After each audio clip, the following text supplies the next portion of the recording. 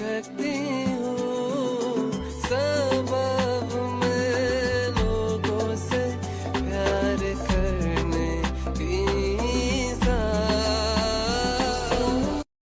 Good afternoon, everyone, and welcome to this first formal press conference hosted by His Excellency President Dr. Mohammed Irfan Ali since his return to office following a landslide victory achieved by the People's Progressive Party Civic at the September 1st general and regional elections. Members of the public and of the media will be aware that President Ali has outlined an aggressive, ambitious agenda for transformation of our country for the next 5 years.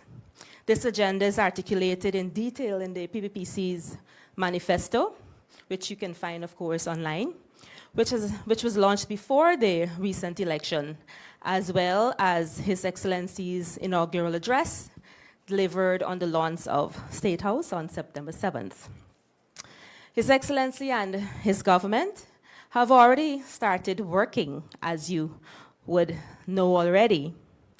And the work is already picking up, and so His Excellency, of course, is wasting no time. Before I pass the mic to Kit to take us through this press conference, I'd like to address something. I have noted a public post by the editor of Starbuck News, Mr. Anand Prasad, claiming that an invitation to attend His Excellency's press conference today was not sent to accredited media. I'd like to state explicitly that this is false. A call was placed to Starbuck News' accredited representative, Ms. Marcel Fowler, at 11:02 this morning, along with a written follow-up at 2:30 this afternoon. And I also want to state explicitly that every person sitting in this room also received a phone call from me. With that said, I'd like to now pass the microphone over to Mr. Kit Nascimento, who will guide us through this press conference before you hear from His Excellency. Thank you very much. Just to let our public know, as I advised you earlier on, we will take roughly 6 questions. If the President allows me, I might tolerate a 7th one. It is 1 question, there will be no follow-ups, and I will begin with Kurt Campbell. Before you begin, Sorry. I would like to say a few things. First of all, let me thank the media for your presence. As you're aware, we have a very hectic and transformative agenda for Guyana. And we have started the work on implementing this agenda that will see remarkable transformation in our country from an infrastructural perspective, which is a physical perspective, from an economic perspective. But importantly, the government is focusing heavily from a service orientation perspective. That is the efficiency, reliability of government services, the removal of bureaucracy, the ensuring that we reduce costs in doing business, all of which will improve the competitiveness of our country. So I am very pleased this afternoon to go through some of the things that we are accelerating on in this phase of transformation. There are also some issues that are of a global nature that I think we must address also today. As you're aware, during the campaign in the last 5 years, we made it very clear that we have to do something about our city. The condition of our city, the mismanagement and inefficiency through which the city is managed can no longer be tolerated. And we believe that it is time for us as citizens and as a country to take charge of this situation. And I want to launch from the government work in advancing the rescue of Georgetown. Let me say that it is my opinion that in the coming year or years, we'll have an opportunity once again to choose a type of leadership in the city that will allow us to see this city transformed and managed in a way that will make all of us extremely proud. Notwithstanding that, we have launched, with the help of the King's Foundation, a city revival plan that we are now going to move forward in implementing. As you know, the government over the last 5 years has spent billions of dollars in infrastructure work in the city, including drainage, roads, parapets, cleaning up the city. And the city, Georgetown City, is a life heart of our country. It's the capital of our country. And we want to ensure that the city projects an image of sustainability, celebrating our heritage, showcase our inclusion, our economic transformation, and the cultural heritage of our country. Therefore, we are advancing a national strategy for sustainable urban development, first of which is focused heavily on the city itself.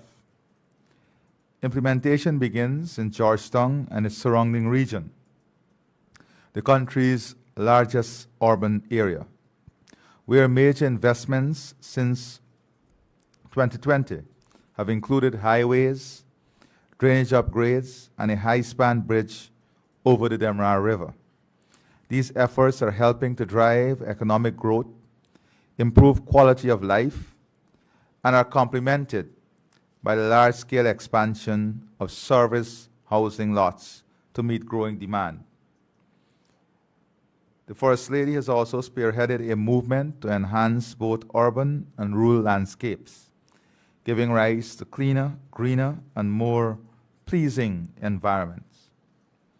In support of the urban development framework and a wider vision for Georgetown set out in the Low Carbon Development Strategy 2030, 15 flagship demonstration projects are to be advanced. Projects such as development of recreational spaces, the enhancement of places of architectural heritage, the inclusion of biodiversity and celebration of our biodiversity in the city itself, and a series of educational programs that would be aimed at behavioral change and public education on the way we treat the city, on our own behavior within the city itself. The Urban Framework Plan identifies 5 essential qualities that defines the city identity, qualities that must inform future development: the garden city, landscape, and biodiversity. Indeed, this is the identity of the city in this region and across the world. We therefore are going to work aggressively on ensuring that this identity is recreated, is expanded, and that our city tells the story of this identity. The story of Georgetown history, heritage, and built environment. The city's architecture reflects the history, the heritage, and the built environment.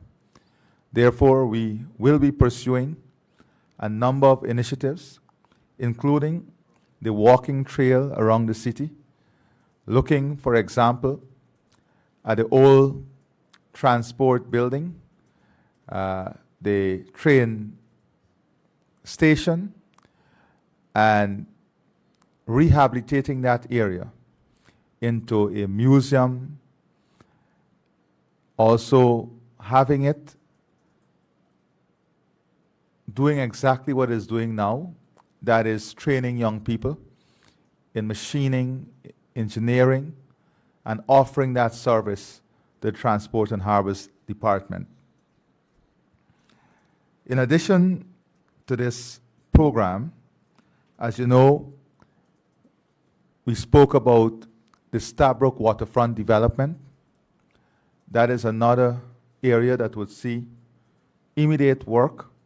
For a matter of fact, over the last 48 hours, we have reviewed a number of reports and design options on the Stabroek waterfront development, the improvement of the markets, enhancement of shopping areas and other public areas. So the waterfront celebrates who we are, the land of many waters. This plan involved embracing the waterways, Georgetown historic drainage canals, our core infrastructure, supporting both flood management and the city's unique landscape. Therefore, we will be working on the enhancement of all of these drainage canals in a touristic manner, so that it forms part of the story that we want to be told about Guyana and the city itself. The country founded on villages, community, and self-governance, rooted in a history of indigenous and post-slavery village system. Georgetown's civic life is shaped by strong traditions of local planning and communal values. That is celebrating our culture, celebrating our art in the city itself. So you would see, for example, in the Lamaha enhancement, which is the railway courtyard, in a few months, as you walk through the entirety of this courtyard and the enhancement there on the old railway embankment, you'll be walking through the history of Guyana, told in pictures and images. So our school children, visitors, and everyone would have an opportunity to walk through the history of our country in images and pictures.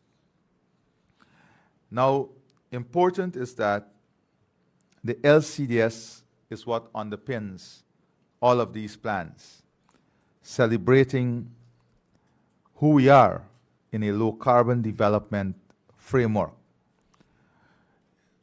which means reinforcing the values of harmony, sustainability, and inclusive development.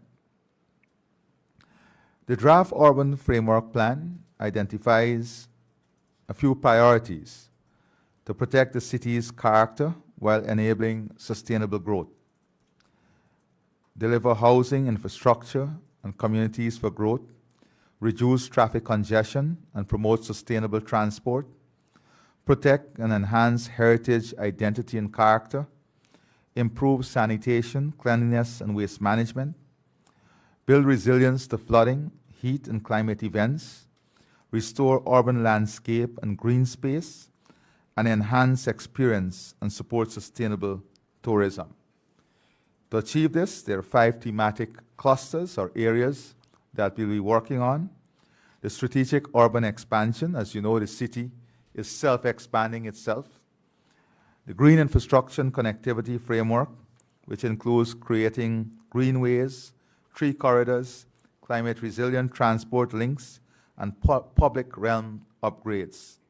Historic civic core revitalization, which is restoring and reimagining central landmarks such as Stabrook Market, Water Street, and its transport and harbors development site. Agro-integrated growth zones, blending agriculture and urban development to support food security, innovation, and low-carbon enterprise. And the natural and cultural heritage anchors, ensuring that nature, culture, and identity remain central to Georgetown's future. So these are some of the plans that we will be activating in an aggressive manner as we work on rescuing Georgetown and positioning Georgetown as one of the finest capital cities in the world. Outside of Georgetown, of course, we have plans coming on stream for the Outer Georgetown Demonstration Zone, which is a new low-carbon market town located southeast of historical capital, piloting a replicable model for sustainable urban growth near the city core. The Silica City Master Plan implementation, the Georgetown Transportation Strategy. So I am pleased to say that we are now progressing with a clearly defined plan for the city, the private sector, and every stakeholder, of course, the mayor and city council, and every stakeholder would be part of advancing these plans. Our education system, the Ministry of Local Government, Ministry of Tourism, Industry and Commerce, all would play a critical role in advancing this transformation of our city. And I believe it is necessary at this very first press conference to clearly define the work that we are going to embrace on rescuing and rebuilding our city. Now, the second issue I want to address is that of agro-business development. As you're all aware, we have said very clearly that agro-business opportunity, food security, and agriculture is not only going to be a priority of the government, but it will be an area for investment opportunities. And we have to create, through the infrastructure we invest in and through the type of partnership we build, this ecosystem to support the business and economic opportunities out of the agro-business development hub. As you know, we are positioning ourselves as a regional food production and logistics hub for the Caribbean, linking South American supply to Caribbean demand, partnering with Northern Brazil in Roraima and the Dominican Republic are central to achieving these objectives. There are some strategic infrastructure projects that we must pursue, as you all know, in advancing our competitiveness. However, I wish to say that today, that over the last couple of days, we have put together a team comprising of stakeholders in the agriculture sector, the private sector itself, the Ministry of Agriculture, the Ministry of Finance, and investment bankers to work with Northern Brazil, the state of Roraima, on technology transfer and co-investment opportunities as we build out this ecosystem to support the agro-business development hub. As you're aware, we already have with the US an ongoing project with Bloomberg Grains where they're building out their regional food hub. So the ecosystem and investment to add value to the production chain is now critical as we position ourselves to be a major food exporter in the region itself. We also want to work with mega farms, co-invest with mega farms, with our local agricultural sector so we can accelerate our production. We're looking at 100,000 hectares of land to be converted into large-scale mega farms, looking at corn, soybean, coconut, spices, cocoa. All of this we have been able to advance in the last week. We have put together a team, and within the next 4 weeks, a clearly defined investment model and a clearly defined integration between Dominican Republic and Roraima will be arrived at so that we can accelerate the investment and development of this very key sector. I want to reiterate that whilst the government is creating an enabling environment and supporting our agricultural sector with the investment in infrastructure and technology, that we want this to be heavily private sector driven. And we want to see the co-investment opportunity between major players in the regional and global market and our private sector itself. One of the opportunities that is being accelerated is the emerging opportunity in large-scale cocoa production in the Cameroon, where we want to convert not only the Cameroon, but the Cameroon and Region 1. Also the resuscitation of the coffee industry. So that's the second issue that I wanted to advance. The third is the improvement in our healthcare system from a service delivery perspective. As you know, we have to move our healthcare system to a more service-oriented care system. We have invested heavily in infrastructure, in the modernization of the healthcare system, in the building out of our human capital. So the focus now must be on service delivery, on reliability, on ensuring that our citizens receive the type of care that we've invested in for them to receive in building out this world-class health service. To begin with, the material management unit and our regional bonds, they are now being upgraded and updated. For a matter of fact, we have secured the service of Ernst & Young, who are looking at the policy and procedure development, which is the establishment of a supply chain policy and practice based on leading standards. This work is ongoing, and we hope that the first phase, which is to have the MMU system itself going live, would be within the first quarter of 2026. And within the second and third quarter of 2026, it will be fully integrated into a regional distribution system. The system would have visible alerts on low stock level.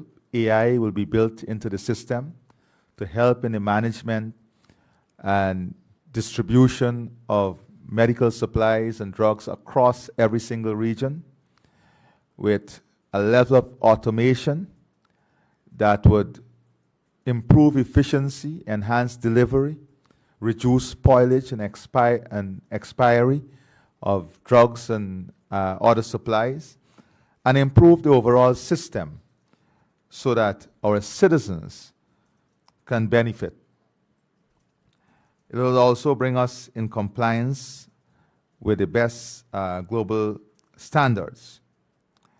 Now, we have already commenced the construction of regional bonds in Region 1, 2, 6, 9, and 10. That will be the physical infrastructure to support this digitization and technological advancement in managing the material management unit of the Ministry of Health across every region in Guyana. Now, the second aspect of the work in modernizing the healthcare system is the electronic patient health record system. The initial phase of this project involves digitizing the records of all patients at the Georgetown Public Hospital Corporation. Work commenced in March of 2025 and is expected to conclude by mid-2026.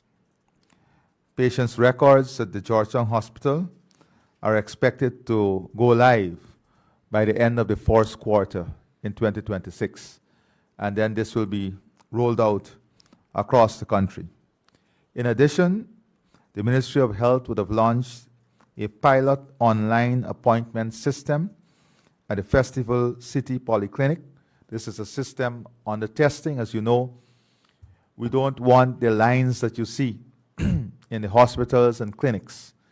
So we want to move the system into an app-based system where you have appointments so you don't have to waste your time or sit at these clinics for hours. So this pilot is being tested at Festival City Polyclinic, and we are anticipating that it will be fully implemented at the Georgetown Public Hospital Corporation within the first quarter of 2026, and then in all other regional hospitals and clinics across the country. The phase 2 of the program would see the 6 new regional hospitals connected to the system, as I said, by the second or third quarter of 2026. Outside of this, the One Health project, which is a $15 million project, is being implemented, and the aim of this is to enhance our diseases surveillance, enhance our laboratory system to a level 3 system, and to enhance our human resource capacity through recruitment and training in pandemic preparedness. This is a major challenge globally, and every country now is ensuring they have the system of surveillance, the lab to support surveillance, and the human capital in preparing national health systems to respond to identify and respond effectively to pandemic, to be prepared. And we are not waiting. We are already investing in this system. As you know, the expansion in our healthcare system continues. Over the last 3 years, 25 new health centers and health posts have been added. This year, we have 10 new facilities under construction. At each health center, we'll aim to deliver a minimum of 116 different health interventions, including those for non-communicable diseases such as diabetes, hypertension, and heart disease. We want to ensure that we invest heavily in primary health care, preventative medicine, through public education, early screening, early access to lab facilities and testing, so that we can have not only an effective primary healthcare system that protect persons or reduces the risk that we have in terms of the type of diseases that we have now, but also ensuring that the next generation of Guyanese who are coming up, that from a very early age, we have enough data, enough screening to support a long and healthy life among those persons. the next generation of Guyanese. So to do this, we have the school health program, which will see the screening of all children in nursery, primary, and secondary schools. We have the women's health program, which will expand the breast cancer screening program, and it's now offered at Georgetown Hospital. It's offered in Linden, New Amsterdam, Saudi, and Lethem. In all of these areas now we have the capacity and capability. And we have the expanded program for cervical cancer, including HPV vaccination, using Gardasil 9, HPV testing, and treatment. So I want to make this very clear. We are also investing in the treatment. We have advanced talks during the last week on pushing forward the oncology center and to find the right formula and to see the private sector interest also in supporting this initiative. As you know, we have spoke heavily about dialysis. Currently, the government of Guyana assists hundreds of patients every year who require dialysis with a $600,000 grant. During our consultation in the manifesto and with a body that has been formed to support dialysis patients, it was brought to our attention that there is need for more public dialysis stations because the private ones, as we increase the grant, are also increasing the costs per session. So we have added dialysis stations in every one of the new 6 hospitals. But in addition to that, I'm pleased to announce that before the end of this year, we'll have 15 new dialysis units operational in regions 2, 3, 4, 5, 6, and 10. So before the end of this year, they will have 15 additional stations in our public care system. So I think that is also a tremendous improvement that we are advancing in the early days of our government. Now, another issue that I want to address is that of the Guyana Power and Light. As you know, we need to make enormous investments in the smart grid transformation. And these investments, of course, require technical expertise and support. Now, GPL has outlined a number of major projects that we must invest in building out a full-scale smart grid, which includes the transmission and distribution expansion, the construction of approximately 155 kilometers of double-circuit transmission lines, 343 kilometers of primary distribution lines across region 3, 4, 5, and 6. This, if you have to invest in, is a budgeted cost of more than $400 million US. The building out of substations and upgrading of existing substations in Georgetown, Garden of Eden, Kingston, Unverwacht, Edinburgh, Good Hope, Columbia, with smart distribution equipment to support grid automation and reliability at a cost, approximate cost of more than $300 million. Of course, we have the river crossing underground cable, as you know, from time to time because of the draft of the river and how busy the Demra River has become. We have issues in terms of the underground cable between Vreden Hoop and Kingston substation. So we will have to, GPL will have to invest in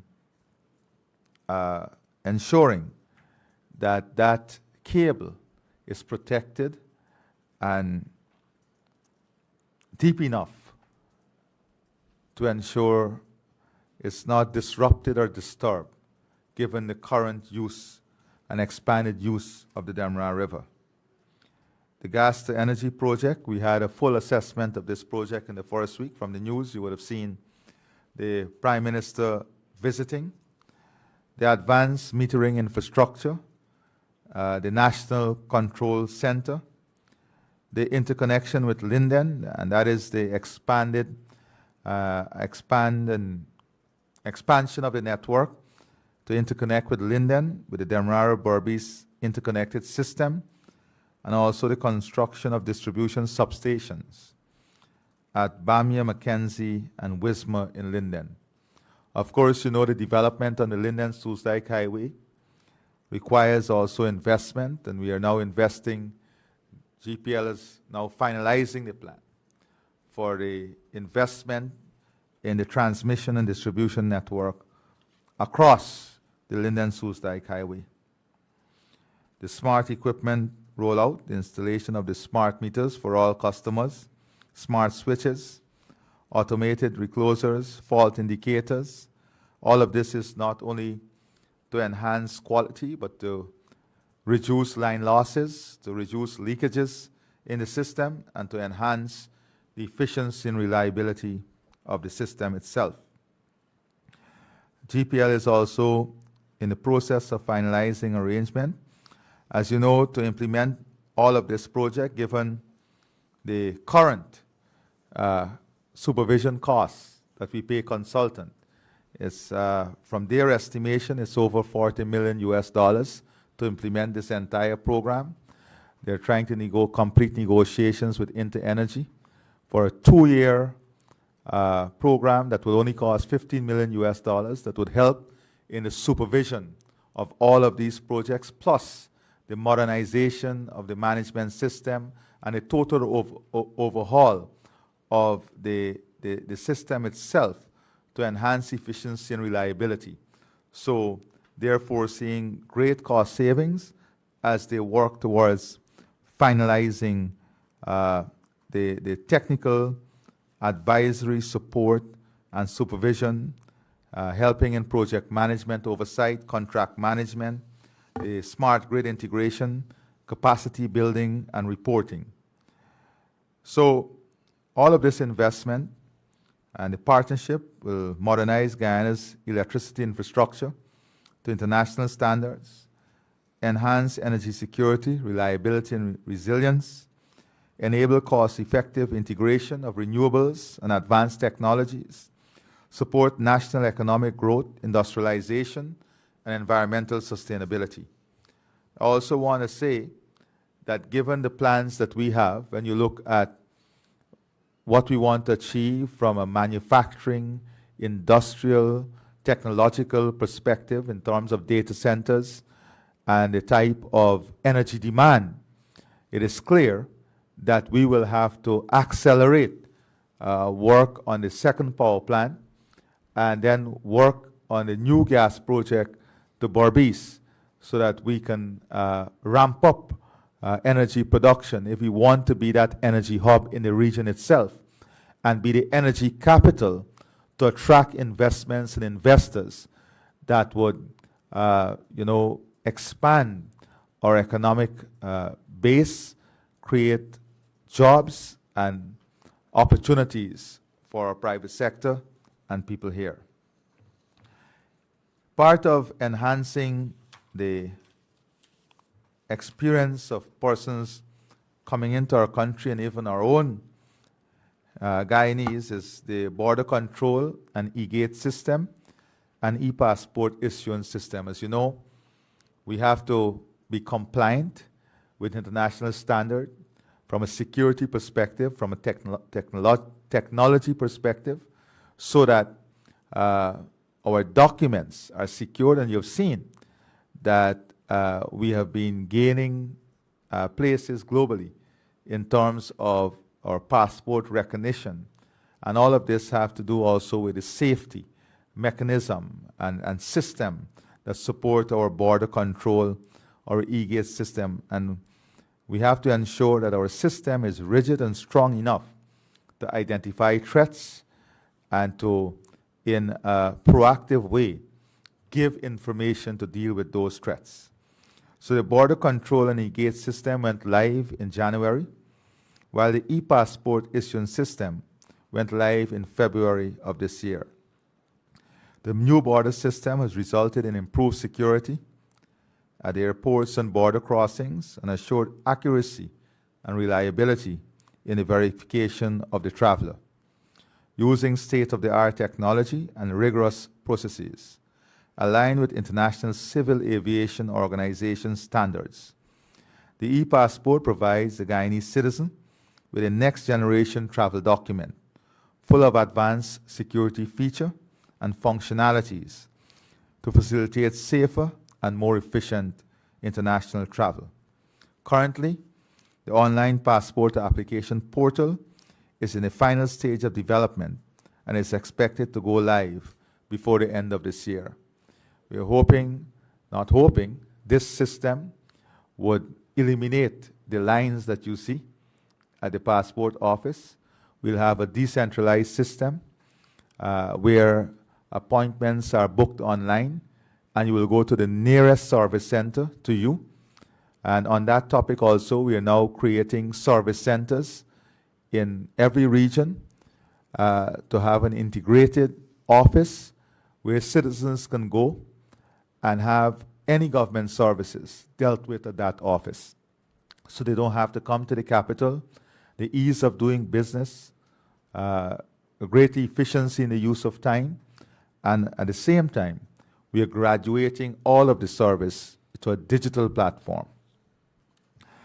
Now, the public service digitization and government efficiency system.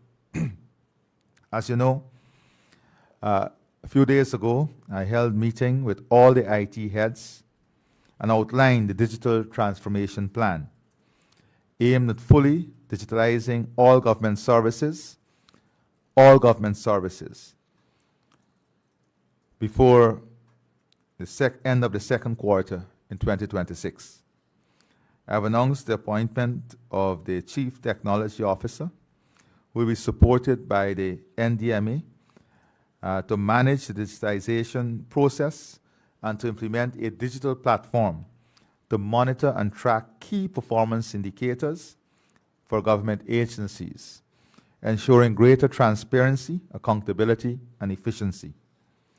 The National Digitization Initiative will be driven by strategic focus on digital infrastructure, artificial intelligence, cross-agency collaboration, and integration of ICT systems, so that we will have a common framework, a common system that is speaking to each other, that is integrated, that reduces the time to do business, that improves transparency, and this is across all agencies, including the security agency, the way in which you get a security clearance, the way in which you get your birth certificate, the way in which persons apply for a death certificate.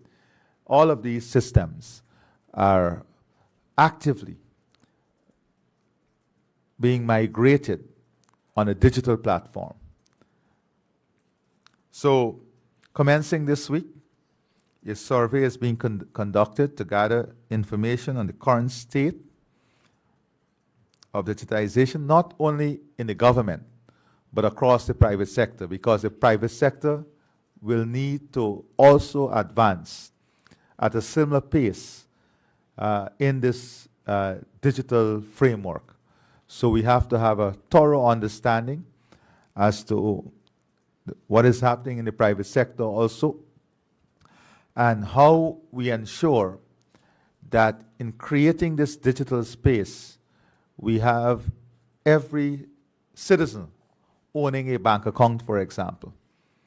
And we are moving on a number of options in dealing with this matter, so that if every citizen have their bank account, then the education around using your digital cards, your plastic cards, rather than checks and moving money, which makes it more transparent, easier to track and everything, becomes the gateway of creating fintech opportunities in our country. Now, I have been talking a lot so far about government efficiency. Maybe I'll just let me speak about a few more before I address an issue concerning our farmers. As you know, we introduced free university education. As a result of this announcement, which removed financial burden and barriers, making higher education more accessible to all Guyanese. And as we anticipated, applications have doubled at the University of Guyana, particularly in high demand areas such as medicine and engineering.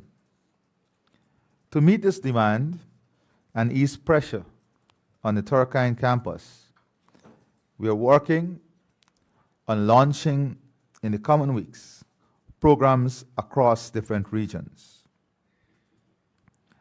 While medicine and engineering are the immediate focus, an assessment is being carried out on all other programs at the university. So, we have, in the last couple of days, determined that in medicine, we are ready to implement a rollout in Region 6, creating 30 seats for the study of medicine at the New Amsterdam Regional Hospital. Of course, when the new hospital is completed and we expand the infrastructure, we'll be able to increase those seats in Region 6 based on the demand. We have already identified the academic staff to support this program in Region 6, and of course, it will be supported by the Berbice campus. They are now doing the final assessment in Region 6 to ensure that the furniture, the administrative mechanism, the lab equipment, and IT connectivity are in place to operationalize this before the end of the year. In Region 3, we have identified the teaching space, and as I speak to you, gap analysis in terms of lab and staff required to support the seats in medicine Region 6 is being conducted to operationalize more seats in medicine in Region 3 before the end of the year. The same exercise is being conducted in Region 2 and 9, where we hope to expand in different areas of medicine. Just for you to have an understanding, we had 418 applications in medicine, more than 130 qualified. The seats that we had was 60. Of course, we had invested in 50 additional seats in Turkine, bringing it to an intake of 110. And with the readiness of Region 6, that's another 30, taking it to 140. So you had 130 qualified, and we'll have 140 seats ready that will meet the needs of those qualified. In engineering, in mechanical engineering, all applicants can be accommodated this year at the University of Guyana. In civil engineering, we have 241 students admitted. 50 qualified applicants remain to be admitted, and we have been able to put systems in place to create 30 seats in Region 3, 30 seats in Region 6, and 30 seats in Region 2 for the study of different disciplines in the engineering faculty of the University of Guyana in these 3 regions. So that would allow students to study closer to home, more comfortable environment, and of course reducing their costs of transport and make more productive use of their time. So another important issue that the population has spoken about, especially in our manifesto consultation, was the modernization of our financial sector, which includes improved and easier access to banking services and the promotion of digital payment systems. I have tasked a team which includes the Ministry of Finance, the Bank of Guyana, the banking sector, to identify the gaps in the financial sector and develop an action plan to address these gaps. The team has been tasked with submitting to me this plan within 4 weeks. And they'll be looking at making it easier for persons to open a bank account in terms of simplifying the documentary requirements, making borrowing easier by reducing the documentary requirements, especially from new businesses, encouraging more lending using movable assets for which the legal framework has been established. The registry is yet to be operational to facilitate this, and I've given instructions that steps be taken to ensure the registry becomes operational. Most importantly, promoting more electronic transaction via online banking, faster payment system, and other electronic means, ensuring every Guyanese can have a bank account, and ensuring that every Guyanese, at the end of this whole modernization, can conduct a financial transaction within minutes from wherever they are. I've also established a team, as you know. We spoke about a SME development bank. You will recall that we have committed in our manifesto to establish an SME development bank, which will provide financing to small businesses at zero interest with incremental collateral requirement. So a team has been established in order for us to accelerate on this commitment. I have established a group of experts to develop an appropriate model for this bank, taking account of global experiences of similar initiative. Their work will comprise of reviewing global experiences with establishing SME development financing institutions, outlining the legal framework or context within which the institution will be established, defining the institutional, administrative, and financial structures that will be needed to support this initiative. The team is expected to report back to me within 6 weeks. As you know, successive PPP civic governments have ensured the establishment of an open, transparent, competitive public procurement system. But over the years, the sheer volume of procurement transactions that we now process and the scale and scope of our agenda for transformation are exerting new demands on the system. Our objectives are maintaining the open, transparent, competitive system with the highest standards of accountability, whilst at the same time promoting the emergence of a wider pool of suppliers of goods and services to government by facilitating new entrants and creating opportunities for new and small businesses. In this regard, I've established a team to commence work on defining reforms needed to the procurement system to achieve these very objectives. The team will examine any legal and regulatory changes needed, and as well as administrative and technological changes that would be needed to support the realization of these objectives. The team is expected to report back to me by the before the end of this year. The system would look also at a tier system of procurement. Dealing with services, again, one of the main issues in communities is that of solid waste management, garbage disposal, landfill sites. I have tasked the ministries with a stakeholder to immediately come up with an action plan. As you know, we have 14 landfill sites across the country. They have all outgrown their capacity. They have all outgrown their capacity.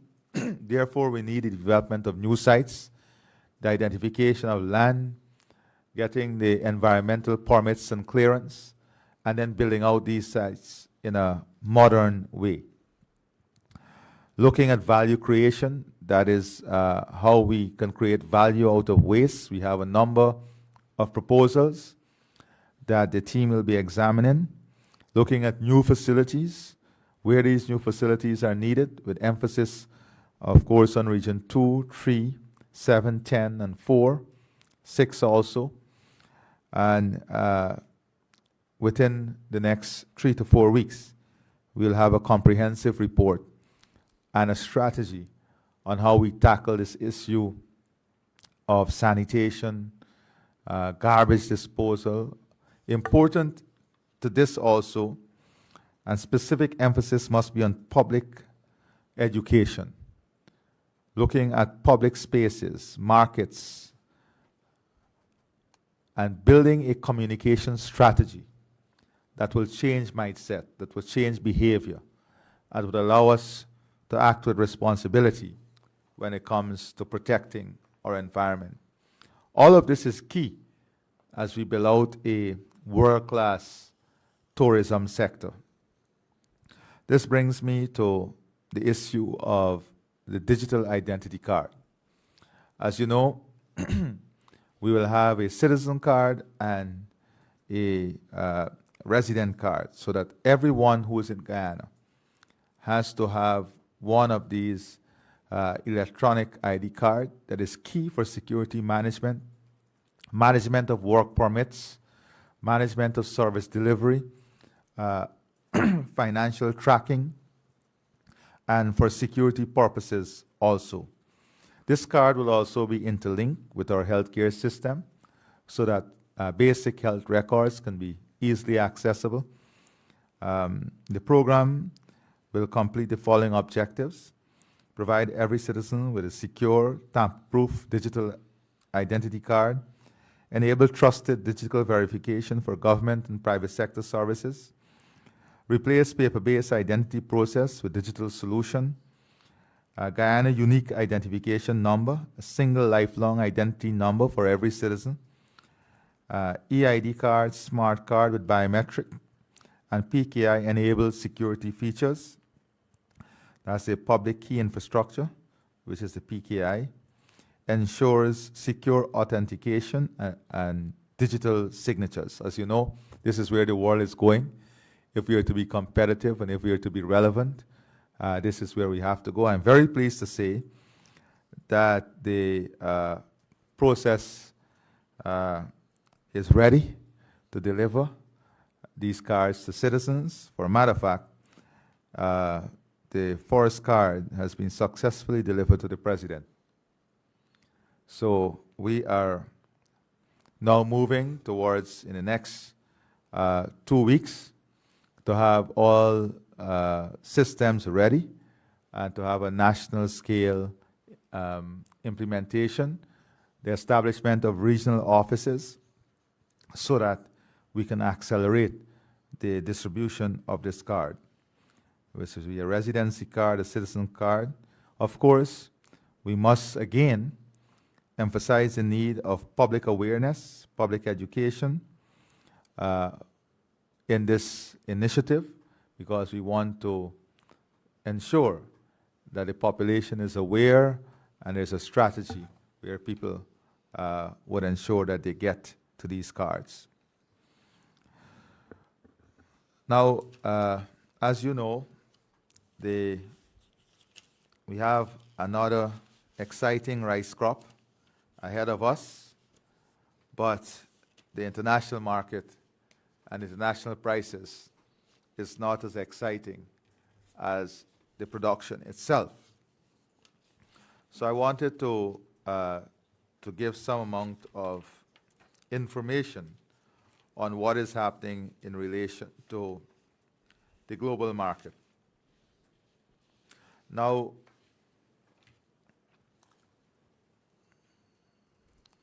when you look at the rice production globally, is at an all-time high, with major producers, exporters such as India, Vietnam, and Brazil having record levels of production. Not only record levels of production, but record level of stockpile. So they have to get the stockpile onto the market. Causing a glut, this would have caused a glut in the world market. As a consequence of that, we have seen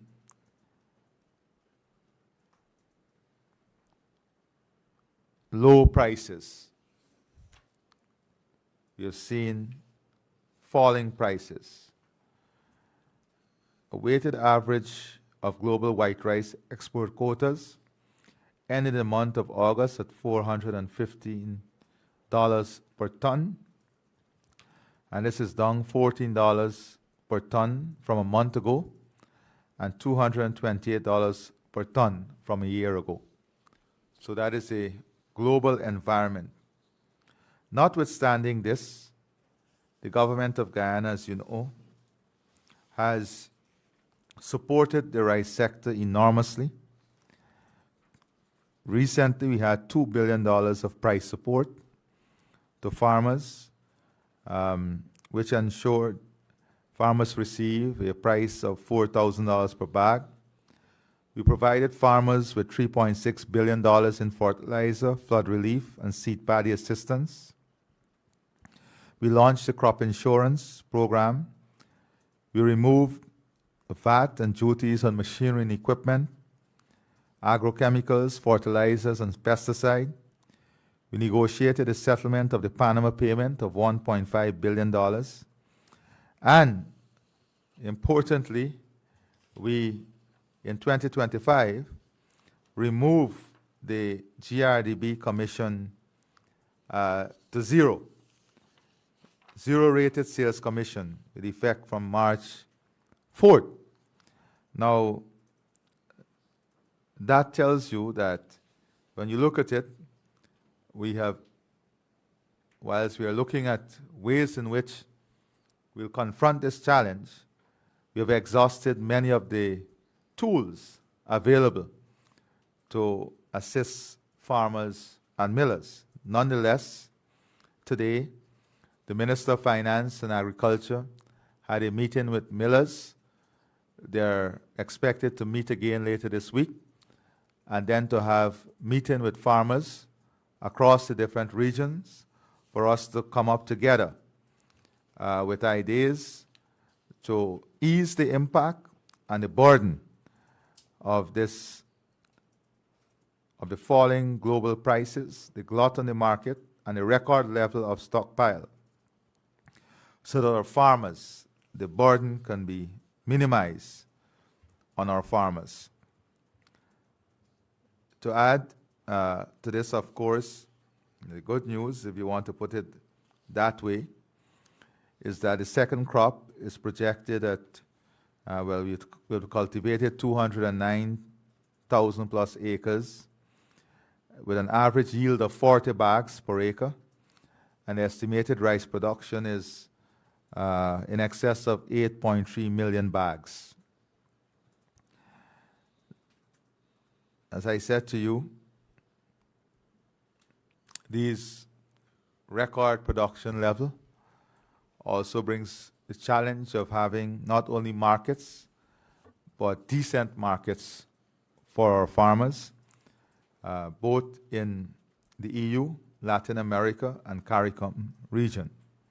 So during the course of this week, we'll continue the engagement with millers and rice farmers as we try to find additional measures through which we can support our farmers. You'll recall also that we were able to successfully negotiate crop insurance for our rice farmers.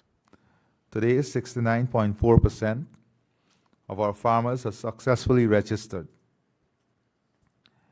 In addition to that, 10 weather stations are expected to arrive in Guyana by mid-October, This would help our farmers to better predict weather patterns and to have data and information that will help them in terms of their crop production.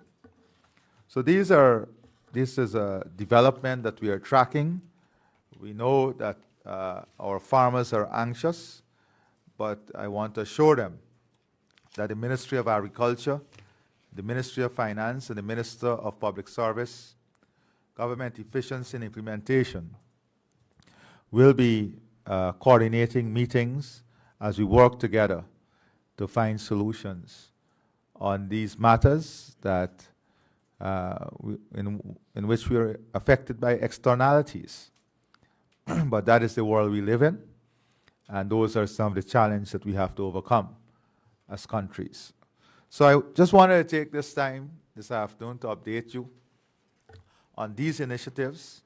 Of course, when I leave you, we continue to work on other initiatives, but I wanted to update you on these initiatives as we accelerate our work on transforming our country and building a service-oriented system for every Guyanese.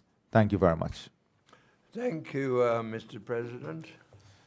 What the President has done is he's outlined an extensive action agenda with maximum citizen involvement, public education and awareness. And he has set out the global challenges the country faces. So I hope that you will direct your questions to that agenda as much as possible. We will take between 6, at most 7 questions, and we will begin with Kurt Campbell of Newsroom. Kurt. Thank you very much.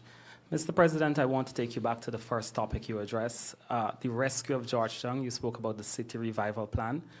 Just to ask if there is a overall cost for that endeavor. What is the timeline or phases of implementation? I know you spoke about the LCDS and how it underpins that plan, but also if you could also give some clarity on the King's Foundation exact role in all of this. And you spoke about future leadership, but also how do you work with the current leadership as you implement this plan? Listen, we have to work with every Guyanese, as inefficient as they are, because our focus is not on individuals. Our focus is on the people. And the people of Georgetown are important to us. The users of the city is important for us, and the image of our capital city is important for us. That is why over the last 5 years, we've invested heavily on the infrastructure. You know this. We have spent billions of dollars on keeping the city clean, investing in roads, investing in drainage, putting in those pumping stations to ensure that as far as possible, we keep our city dry during heavy rainfall. We have seen the success of this program, our drainage program, in the last series of heavy rainfall. So it's not new. This is a continuation of investment.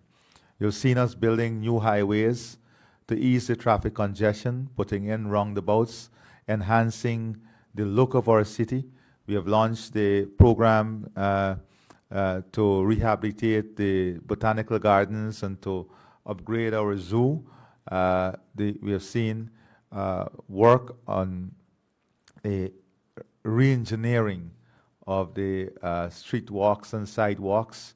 And all of this is important also in boosting and supporting private sector investment because of, the private sector is investing heavily in the city also, new hotels, restaurants, new buildings, office complex. And then you have the natural expansion of the city. You see what is going on at Ogle. We have new hotels coming there, the interconnectivity of the highway, the Aubrey Barker Road going now and connecting to the new highways. So we have been spending massively all the time in this transformation. But it's now going to that next phase of enhancement, beautification, structural improvement, heritage, culture. And the King's Foundation is helping us in an advisory role. They have done this. They have built their estate of harmony. and we are having tremendous support from them, which we are very grateful for. This is their forte. They have great experience in this. Uh, so we have opened up ourselves for advice and to accelerate this program of development. So that is important for us. The budget is an ongoing process. You know, it comes from the national budget. So at budget time, you will see what we're investing in the city. It will be budgeted for and part of the investment program, but it's going to cost a lot of money. We also want to see how we can maximize private sector participation. So for example, we have just had a meeting in which we said we'll go out for a public expression of interest in relation to the waterfront development in Stabroek and in Freedom Hoop to see how what private sector appetite is there and what is it for in the redevelopment of these key areas. Thank you. Ignite News, I think, Utama Bell. Yes. Was already extensively answered by Mr. President. It was what are some of the major immediate developmental plans that government is presently seeking to undertake. So I'll pass the mic on to anyone else who wishes Where to though, ask. in the city? The Or entire, nationally? nationally. Oh, we'll take all day. I'll address, I promise you we'll have a specific session dealing with the infrastructure transformation, because I have to tell you about the Barbies River Bridge, the Kurpakari Bridge, where we are moving the new Demra River Bridge to, the tens of thousands of acres of new lands that we have to open up for housing, the road connectivity, connecting all of the new regions, going to Purika, the Goshen Road, looking at this Sand Hills Road, the opening up of new housing areas on the highway, Sitka City, going to the Deepwater Port in Barbies, the Quarantine River Bridge, the integration of the ferry service to enhance travelers' experience efficiency. So it's a massive transport integration plan that we will have a specific session on. Guyana Chronicle, Navinda. Yes, Mr. President, on the first topic, in pursuing the transformation of the city, aside from public education, would we see stricter penalties in place to hold persons accountable for the destruction of property and even, I would say, not minor, but littering and so on, those so types of delinquents? Enforcement will be a critical part of the strategy, but we have to first build the infrastructure whilst you do some amount of enforcement. But we have to have a phased approach, the soft, medium, hard, and then the hard approach. So it's a phased approach with a lot of enforcement up front also, but public education at this phase. I think a lot of public education, a clear communication strategy is critical in this, at this stage. The Guyana Standard, Kiana Milberg. Good afternoon, Mr. President.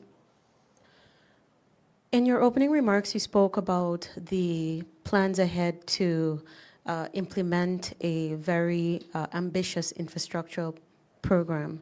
But can you say what role the new Minister of Public Service, but also Implementation and Efficiency, will play in ensuring that the building out or rolling out of this entire plan is not going to have any lapses? And can you also at the same time say what powers the minister is going to have to address any shortcomings in rolling out the plan that you have outlined? Well, as you know, Minister Zulfi Ali comes with tremendous experience from a project management background, a diplomatic background, and he's highly efficient in every phase of service that he has offered to government. He's not only in charge of public service, but as you rightfully said, government efficiency and implementation. And you know the speed of the agenda that we're pursuing, and the fact that we want government to be service-oriented and create a service platform in delivering that efficient, reliable, customer-friendly service, whilst at the same time advancing the rapid transformation. That is why he's the Minister of Government Efficiency and Implementation also, and he'll be taking directive from the president. So he'll be following through on a lot of what the plans are. You know, we have some very ambitious plans, so he'll be following through to ensure that timelines are kept and that we are not missing timelines and the plans and programs are realized. On the issue of agriculture, just for clarity's sake. Okay, proceed. Thank you. You spoke about the challenges on the global market where the rice industry Yes. is concerned. And I'm curious for my own understanding and that of the public as well. What challenges this would present for our farmers who are expecting to break another record for production? Do you foresee challenges in stockpiling? And do you foresee, in order to contain the situation at home, for us to perhaps scale back a bit on our own production? I don't think we can scale back. I believe that we have to add value, and that is why we have to build out an agro ecosystem, a business system. We have to find ways in which we create higher value for our rice. We have to invest in storage, because when you want to play in a big game and have increased production, you have to have storage capacity, and also market forces are there. If you have a shortfall or oversupply, market forces will play every day. That's a fact of life.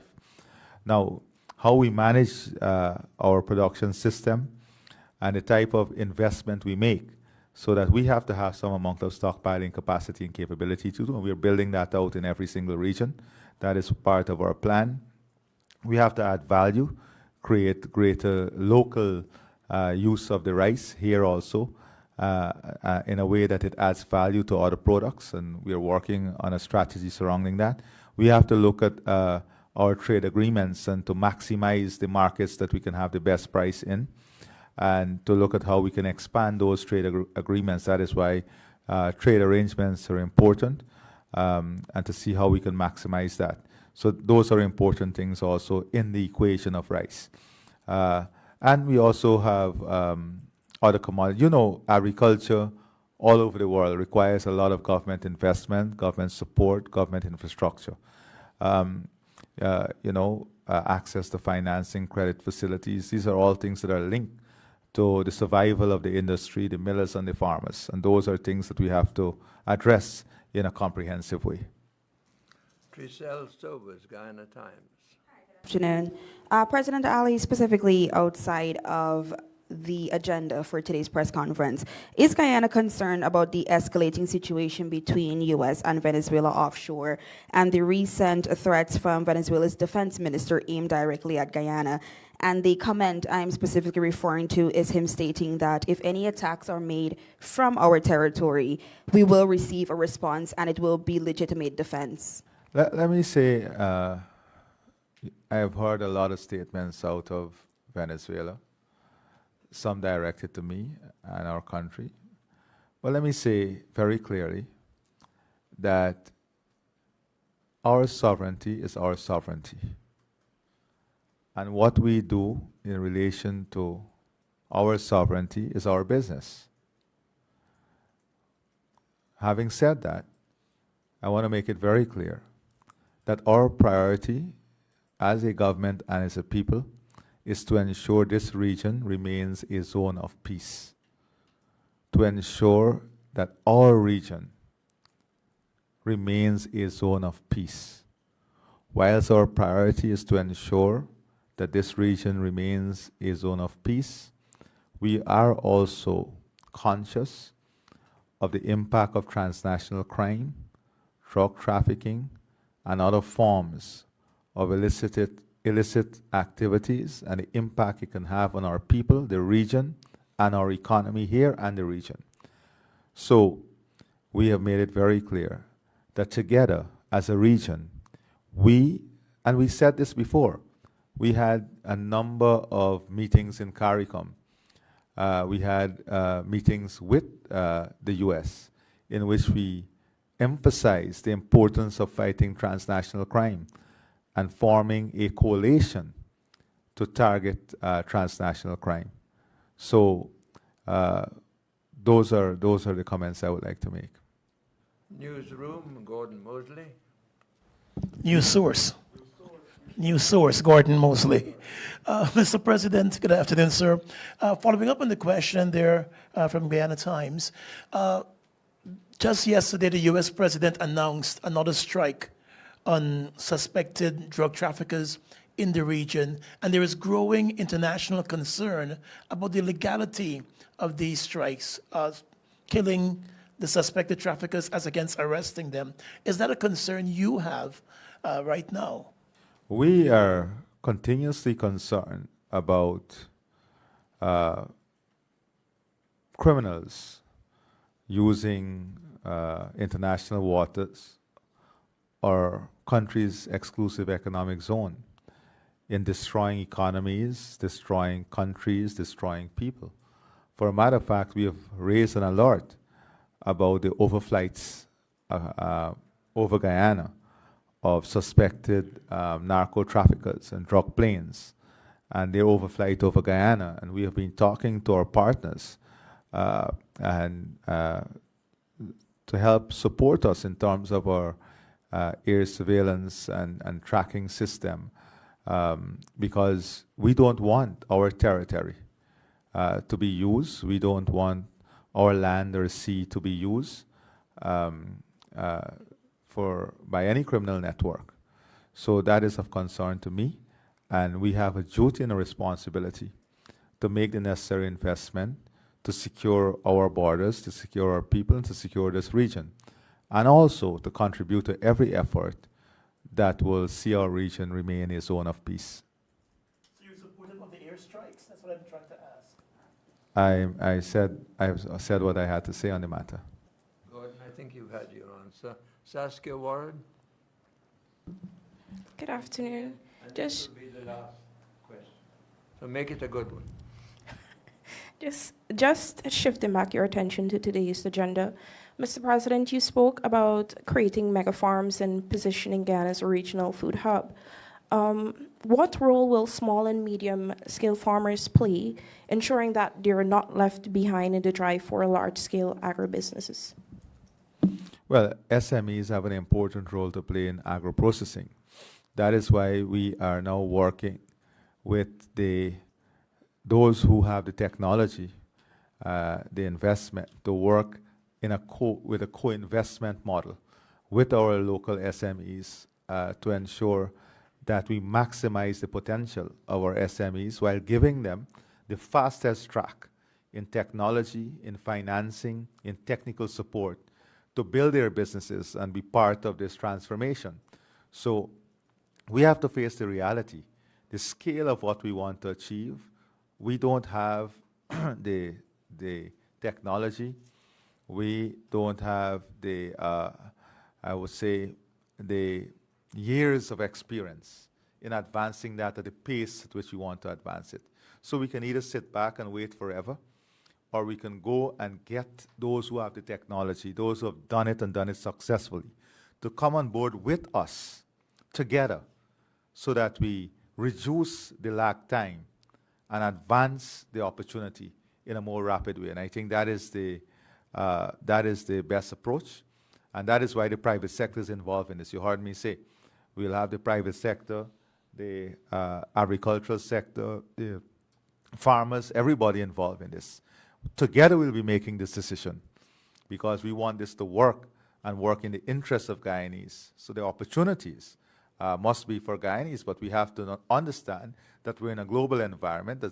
There are those who have done this and done it successfully already, and we can really reduce the time that we can graduate there where they are by bringing them on board with us, and that is what we want to accomplish. Thank you. Mr. President, thank you very much indeed. Thank you very much. Gordon?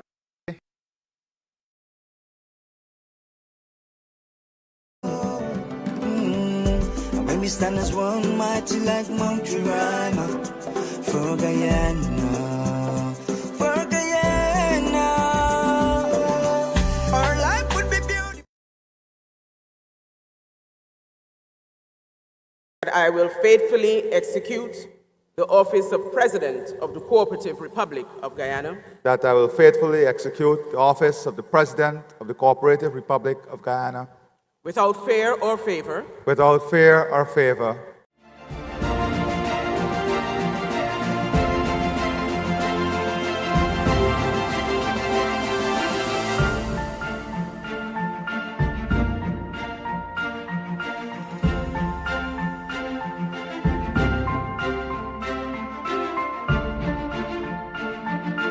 His Excellency Dr. Mohamed Irfan Ali has assumed his second term of office as the President of the Cooperative Republic of Guyana, and the work has already begun.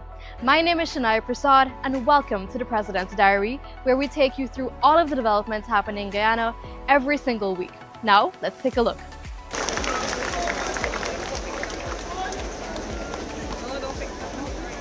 to all our supporters, to all of Guyana, to all those who stood with us, stood by us, stood for us, to all those who spent hours defending our philosophy, our plans and programs, I salute you. Today is your day. Today is your victory, as it is all of Guyana victory. Of many plans the President outlined, the establishment of Guyana's very first law school was the talk everywhere. Just like many parents across Guyana, President Ali was up bright and early on Monday morning to take his sons to school. The defense of Guyana remains paramount for President Ali. He met with United States Deputy Assistant Secretary of War, Joseph Humire. Discussions focused on strengthening and expanding Guyana's strategic partnership with the United States, with a shared commitment to peace and security across the region. The President also met with Suriname's Minister of Foreign Affairs, Melvin Bouva, where discussions centered on Guyana's commitment to the Quarantine River Bridge project. They also discussed the issues affecting fisherfolk, improving the efficiency of the Guyana-Suriname ferry system, and exploring joint investment opportunities. On Monday, the President administered the oath of office to the Prime Minister, Brigadier Retired Mark Phillips, and the Vice President, Dr. Bharat Jagdeo.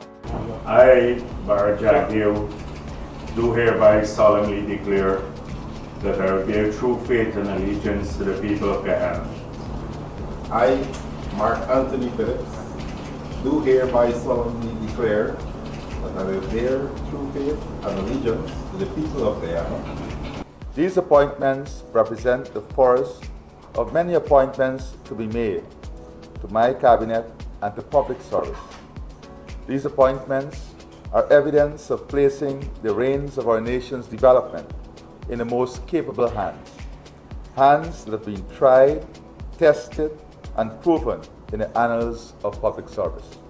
President Irfan Ali met with the head of the Gas to Energy Task Force, Winston Brassington, and received comprehensive updates on several components of the project.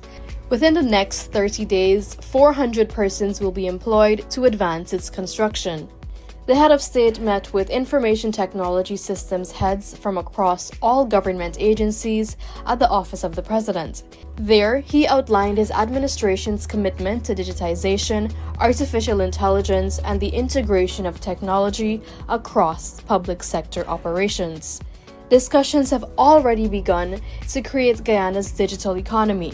The President met with representatives from the financial sector on modernizing the banking sector to address ongoing concerns faced by citizens and on plans to ensure commercial banks keep pace with the government in implementing digital transformation. President Ali also met with the team from Northwell Health to discuss the implementation of the National Emergency Medicine Authority and to establish a Science, Technology, Engineering, and Mathematics Center in Guyana. Several members of the Joint Services were honored with the Joint Services Medal by Commander-in-Chief of the Armed Forces, President Dr. Mohamed Irfan Ali. In his address, President Ali said the medals represented the gratitude of the nation for the role they played in upholding democracy during the recent elections. The peaceful and orderly conduct of our most recent elections was not an accident or circumstance. It was a direct result of planning, vigilance, discipline, and the efforts of the joint services, and we cannot forget the Guyana Elections Commission. The president inspected works along Heroes Highway, which will be the exit for traffic coming off of the new Demerara River crossing. The load testing on the bridge is ongoing also. The full load testing will be completed on the bridge so that we will have this project ready for use long before the end of this month. So I'm pleased to see the final phase of the approach road work and the roundabout. From what I've seen, that would also be completed in the course of another three days maximum. The Heroes Highway will be expanded to include 2 collector lanes aimed at easing traffic congestion. Additionally, a collector lane will be constructed on the west bank, while plans are also in place for a flyover roadway to be introduced at a later stage. The head of state met with President Jennifer Geerling Simons of Suriname in New Naikiri to advance economic partnerships.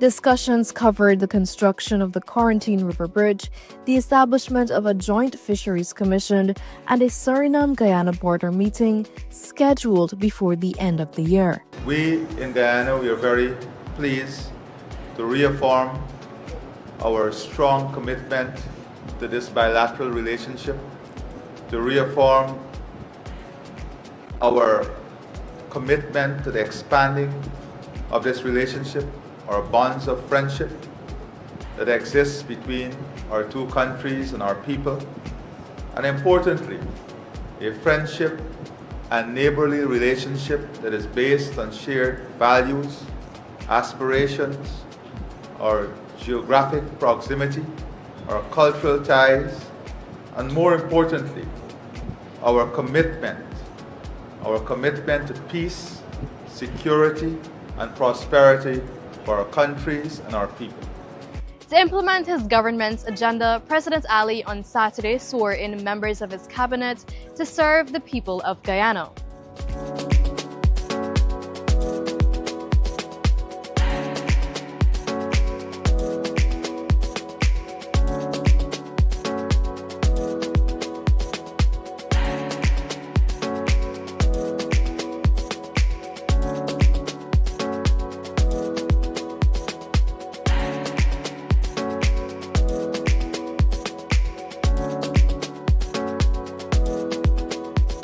These candidates will form the backbone of this government.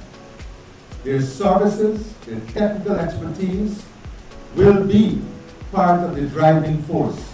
It will be part of the human capital and human asset that will drive the transformation, the effectiveness, the efficiency of this government. In just 1 week of assuming office, President Ali is already making strides in technology, security, defense, and infrastructure.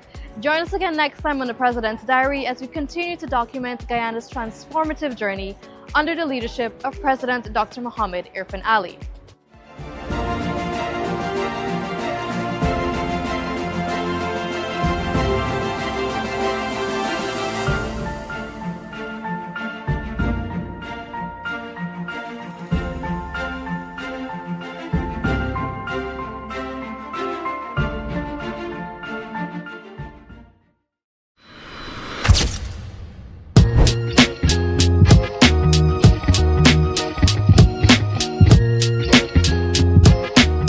right, we are on. Today is a special day, man. I got Teddy J and Chef Lennox here that we're going to be doing a market tour with. Also Jason, right? So you know Chef Lennox from Scotty Smokehouse, and Teddy J is hotting up the place now with his hit song. It is Heritage Month in September now, so make sure you check out Teddy J and go. You performing tonight there? Already performed last night and the night before. Oh, okay, good. But we are doing a market tour and we're at the Guyana shop, Chef Lennox. We're going to show him some stuff in the Guyana shop where he can add some of these things here in the restaurant also, right? Come with me, let's go. Chef Lennox, one of the goodies, one of the things that I do, I take some of the foods, like the chicken foot. For me, this is not just chicken foot, right, Chef? Yes. This is croutons also. That's true, yes. Break it up and I put it on top of the salad. And this is the biggest hit. So now everybody is coming now. Hey, can I get that salad with the chicken foot in it? Crouton, yeah. So it's the croutons, chicken foot, and guys, chicken foot for us, this is it. It's a flour base, well seasoned with turmeric and all that, nice pepper and everything, and we eat it with the mango chutney or the mango sour,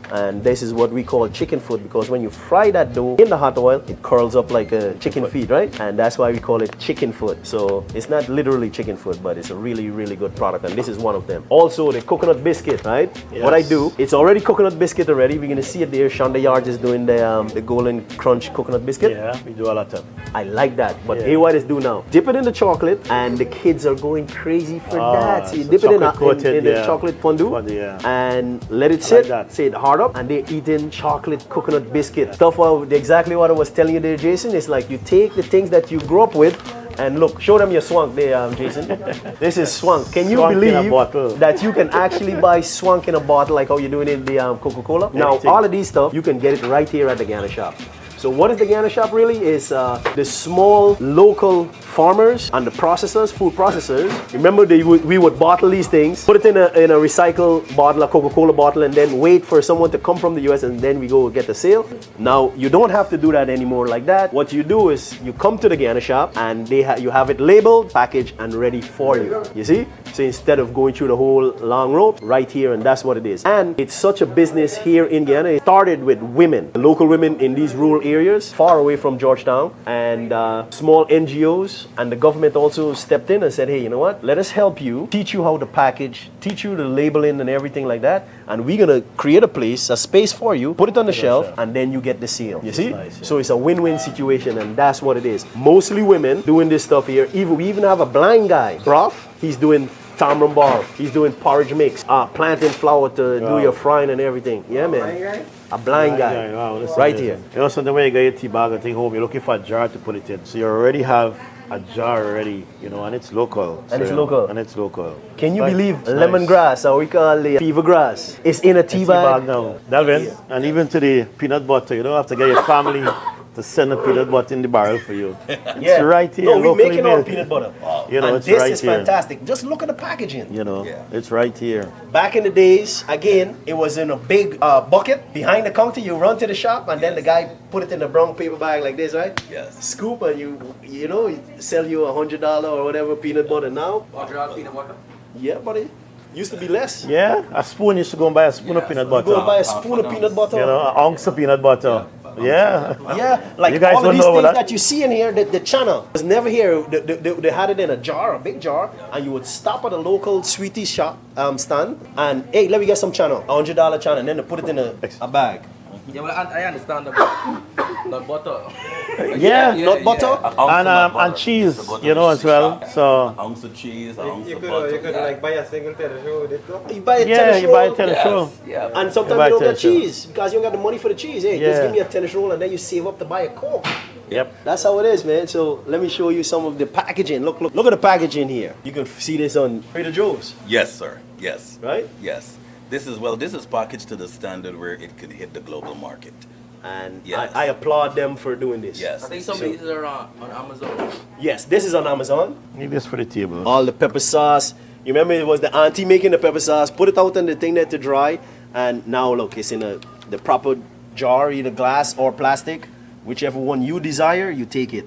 And it's telling you what's inside to our green season. This is a big thing for everyone else across the board, the green season. Now look how we got it packaged nice, labeled, everything.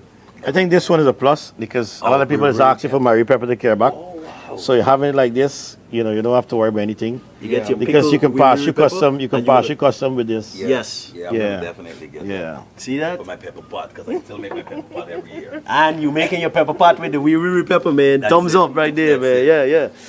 This is the coconut biscuit that I was telling you about. You remember you would run to the old lady in the back of her house, Goodness. and you get 2 coconut biscuits for 25 cents. That's good. Yeah. So we had we usually just have this at the restaurant selling, but then the staff buy it out more than anybody else. Really? Yeah. You see? Local. And I met this young lady when she first got started. Now she has a company, bro. Like, Yeah. amazing. Wow. You go in all the Massy, everywhere you go, you can find that. Yeah. Everywhere you can go, you can find Shonda Yards, big up to Shonda Yards coconut biscuit. Cheese roll, you remember cheese straw. straw. You had to get somebody who knows how to do it. Yes. Now it's packaged. Look at the packaging. Wow. Amazing. Hey, Trader Joe's, Walmart, and all the other major corporations in the United States and even in Europe and in some parts of Africa. See that? You know, because I was in Kenya and Ghana and somewhere I saw patties from Jamaica all the way there on the shelves. What? So I'm like, we could do it. This is like a treat. I never knew that this store was here. I mean, you know, from the time I've been coming back. So in my head, I'm like a kid in a candy store right now. Nice. I'm happy about that. And also, just know that they're online too. Oh, they're online. So all the questions that you have, please ask them. This is a young lady, and she has a lot of different types of dip she used making fruits. Yeah. This here is going to blow your mind. You remember the school biscuit? The school biscuit, yeah. Never used to sell it. Now it's in the stores, and it's selling at the Guyana shop. School biscuit, guys. Don't talk about it. Don't take photos. It's selling in the Guyana shop. Come down and pick up your coconut biscuit, your fudge. If you see broth, tamarind ball, fudge, this is the blind guy, right? That's the name of his company. You remember we used to be making our soap. Now it was making and packaging. It's not just blue soap you can get. You can get the soap with the coffee, the colds, the crab oil soap. And crab oil, guys, just giving you a heads up, crab oil is not made from crabs. It's made from the seed from the anaeroba tree or the crab wood tree, all right? It's not made from literal crabs. And this is your crab oil, what it looks like. Yeah, well. Any days you used to get 9 down on your crab oil? Yeah. And these are some of the things that it helped to heal and fix. Back in the days, we had a serious issue with rice flour, which is the wrong thing to do. And I say this a lot, right? When you introducing something to Guyanese, the first thing we do is laugh. Instead of laughing, and this is a serious point, instead of laughing about it, guys, do the research. Understand what these things are about. When rice flour was introduced to Guyana, Guyana wasn't the first one to say, hey, let's start the initiative and start making rice flour. This was done in India, in Africa, years ago. Many, many years ago. Thousands of years ago. The most expensive flour on the planet is rice flour. You want that crispy crunch on your fried chicken, on the fried fish, use rice flour. And you tell me the difference. You even have rice flour on the shelf. Look at the packaging. You know, you're talking about rice flour and stuff, right? I would like to come in the store one day and we get Cerex. We have something here that's similar to the Cerex. One of these porridge. Let's get my guy. Where's my guy? I would, yeah. At the Guyana shop. One of these here is similar to the Cerex. Remember Cerex? Oh, yes, Cerex with the milk. Yeah. All you do is add the hot water. Add the hot water. Yeah, and you're good to go. But here, Ronald, you got all the cassava flour, the breadfruit flour, plantain flour, Edo flour, sweet potato flour. Now I see they got in the beets, the banana, pineapple. Correct. And this is from Guyana. Yeah. So you get it, and we do it. We've been doing this. So the world took off with all the laughter. The world took off, and they're set while we were still.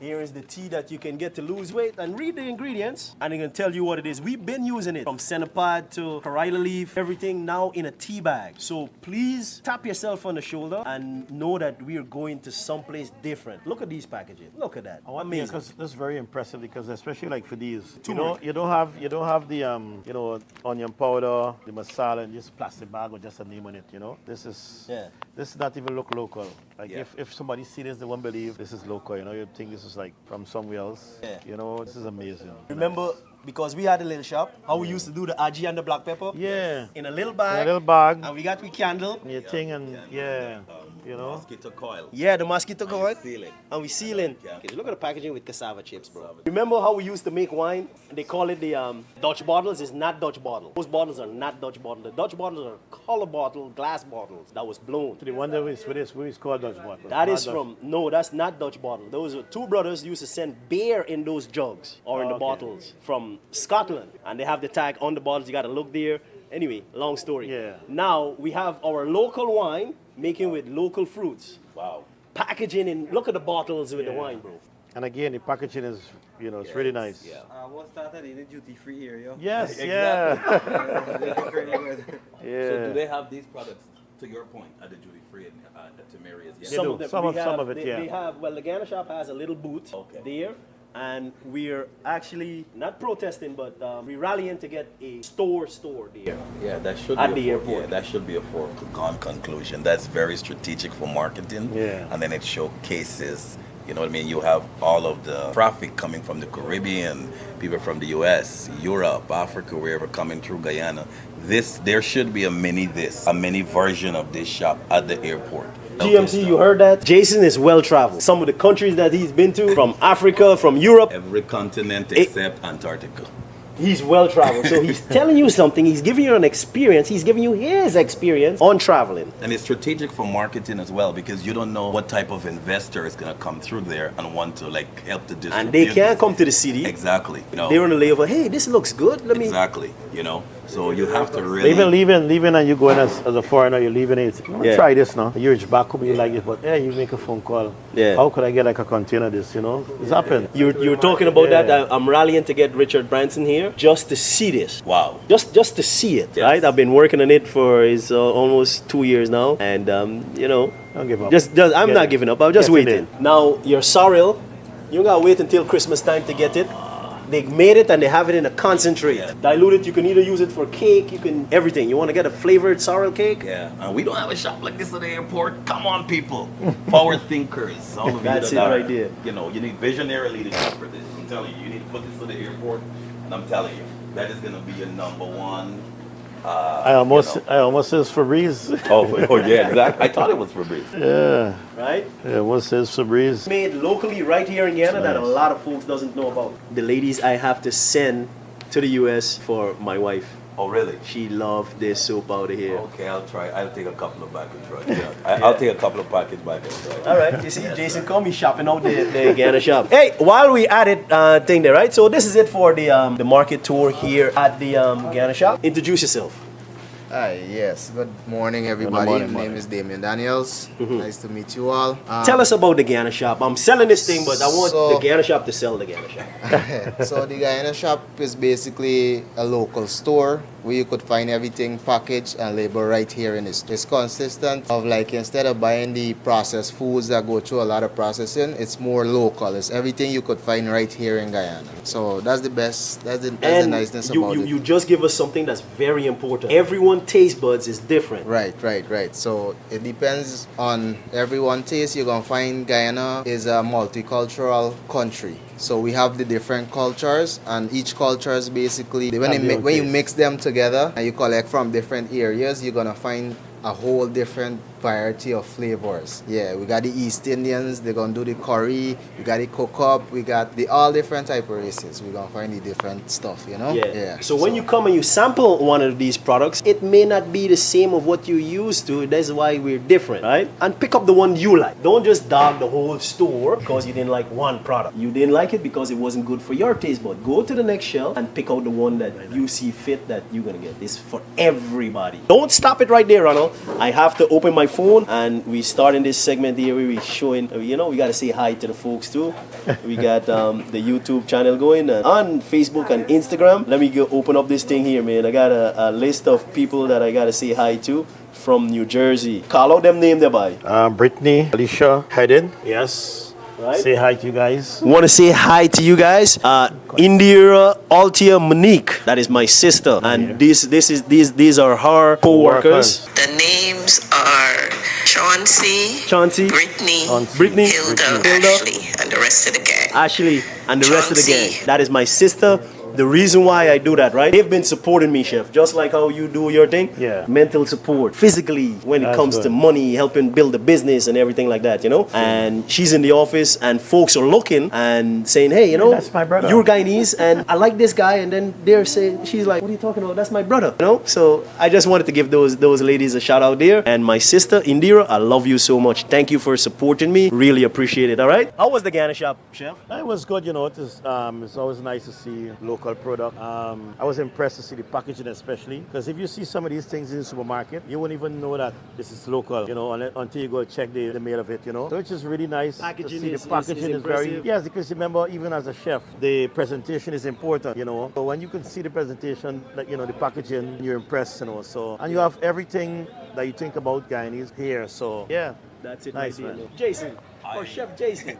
Yes, sir. Yeah. Yeah. Listen, I was pleasantly surprised, and you know what I will say in a nutshell. Everything was packaged with such high levels of professionalism, and literally everything in that shop is ready to be exported within the global village. So I am really impressed. All right, thank you for that. Teddy J in the house, right? Make sure you subscribe to Teddy J official on YouTube. Right, Teddy J, what do you think about the Guyana shop? Well, I'm really impressed because, like, I know a lot of the products from when I was younger, right? But I never knew that it was made in Guyana. To see them on the shelves, like, what? This making Guyana? I know this, yes, I didn't know it was in Guyana. So I think the store needs a lot more exposure because I support local and this needs to be international. I'm Paiwari boss. So if you were there in September and you know what's Paiwari, better learn now. We ain't telling you, right? We're going to the market tour. We're going to do a market tour with these guys now. You know, before you go, I remember, 5 years ago in Trinidad, and I was in Trinidad. Yes. Myself and some other friends, we come up with this idea. We're going to do a Guyana shop in Trinidad where you can come and get everything Guyanese there. Well, the pandemic and everything, we never really get about it. But yeah, because when you go to other countries, you find this stuff, but this in Trinidad, you don't have a Guyana shop. And what he's saying, basically, because we get to travel the Caribbean and thing, Guyanese people miss home and they just want a piece of that. And you always have to ask somebody to bring this and bring this and bring this, you know, when you can find it right there. But we have this Guyana shop in Barbados. No, yes. And we get to highlight that? Yeah, you have it in the BVIs, you have it in Antigua, you have a lot of St. Kitts and Nevis, but there's none in Trinidad. But something I never know. We can extend it, guys. And actually, we can actually help you. We love traveling and we can talk about it. Help us to help you, right? Give us a kickback and we do the thing and push it out here. Right? Everybody win. One hand can't clap in church at all. Right, Jason? Absolutely. Yeah. We know that they gon' have good food. Wanna see it all? Just go on to YouTube. They got a YouTube? Yeah, I'm not kidding, man. They even got vids around the Caribbean. If TikTok or Facebook or Insta you'll play, just pick up your phone, type in Backyard Cafe. You know they #1, yeah, they're here to stay. So come to the back, yeah, come knock a tea. I, Mohammed Irfan Ali, I, Mohammed Irfan Ali, do solemnly declare that I will bear true faith and allegiance to the people of Guyana, that I will bear true faith and allegiance to the people of Guyana, that I will faithfully execute the office of President of the Cooperative Republic of Guyana, that I will faithfully execute the office of the President of the Cooperative Republic of Guyana, without fear or favor, affection or ill will, and that in the execution of the functions of that office, I will honor, uphold, and preserve the Constitution of the Cooperative Republic of Guyana. I will honor, uphold, and preserve the Constitution of the Cooperative Republic of Guyana. So help me God. So help me God. Thank you.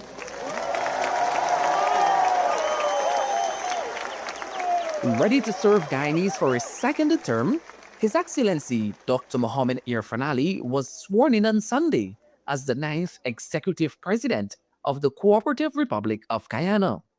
He was presented with a traditional indigenous headdress by Amerindian youths as a symbol of leadership.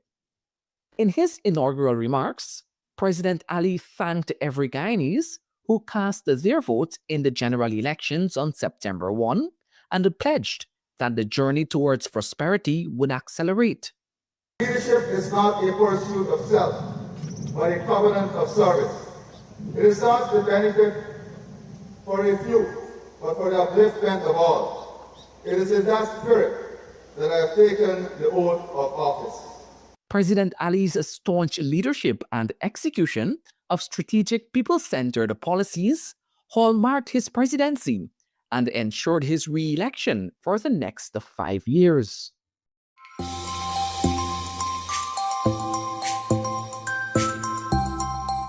The future that we are projecting does not rest on a cabinet or the members of parliament or the parliamentary secretaries or the advisors very, very competent advisors and technical people will be installed in the coming weeks. High-level personnel, world-class quality. But the future does not reside only on this cabinet, the parliament, the members of parliament, and the advisors. The future is about all the stakeholders at every level of government that must be involved and be part of this process of transformation. Our international representation, our international positioning, our security aspiration, all of these things form critical pillars of the journey ahead of us. It is our alignment with our goals, our alignment with our partners, our alignment with the international system that will determine the speed of our success, the agility of our country, and the ability of this country to be competitive and to win in every aspect of national life. That is what we are building. A country that is strong, agile, a country in which our human capital will be driven by knowledge, science, innovation, technology, and in which the service delivery and service orientation of the government is the center of the work we do.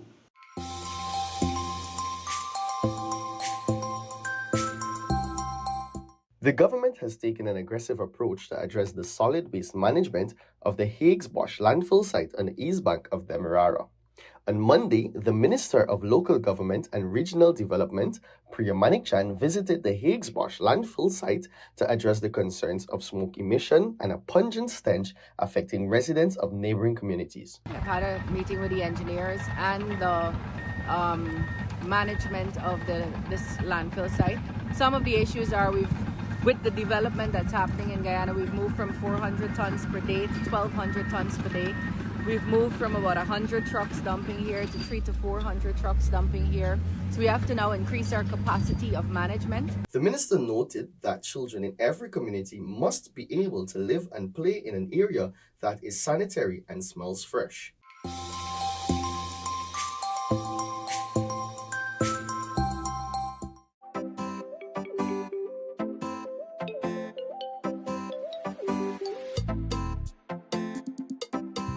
This is Tashin Panza 2025, part of Amerindian Heritage Month, where food, culture, and fashion meet in the heart of Georgetown.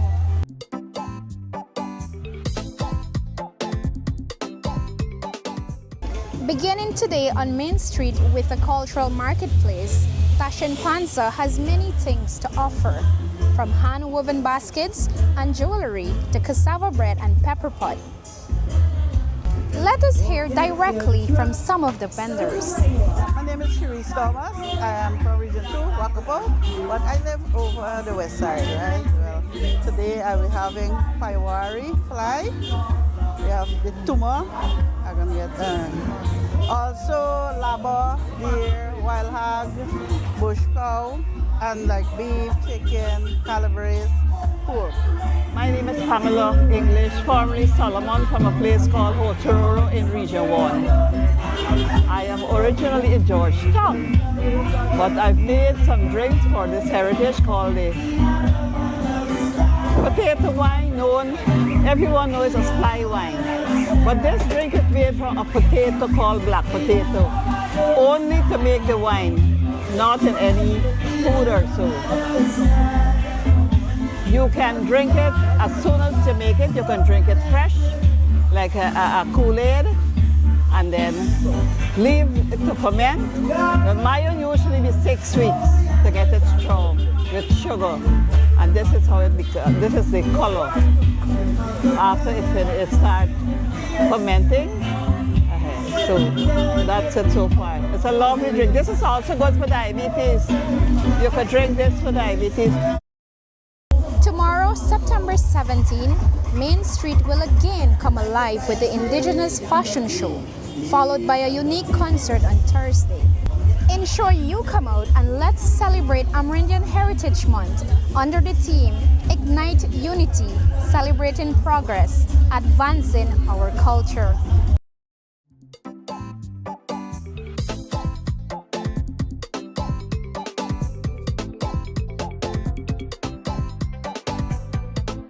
The Ministry of Education has kicked off Education Month 2025 with a fun and flavorful start, a baking competition at the Better for Acting Practical Instructional Center.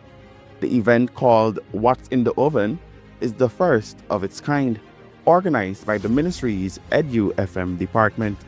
Minister of Education Sonia Parag officially opened the competition today. She reminded students that while academics are important, technical skills like baking and other vocational training are vital. Academics is known. Academics is where you have people striving for all the time. But you're seeing a growing interest in technical skills. You're seeing a growing participation, and you're seeing a growing investment in technical training. And technical training for me is like a rubber band. It's like elastic. It gives you that leverage to make sure that you can not only learn one skill, but you can learn more skills. And it equips you as an all-rounder, even if you want to be an academic. The competition features 3 Caribbean Secondary Examination Certificate Food, Nutrition and Health students from Queen's College and the Christenberg, Wismar and West Demerara secondary schools, respectively. It is the first of activities on the ministry's calendar in observance of Education Month 2025, themed Quality Education for National Development.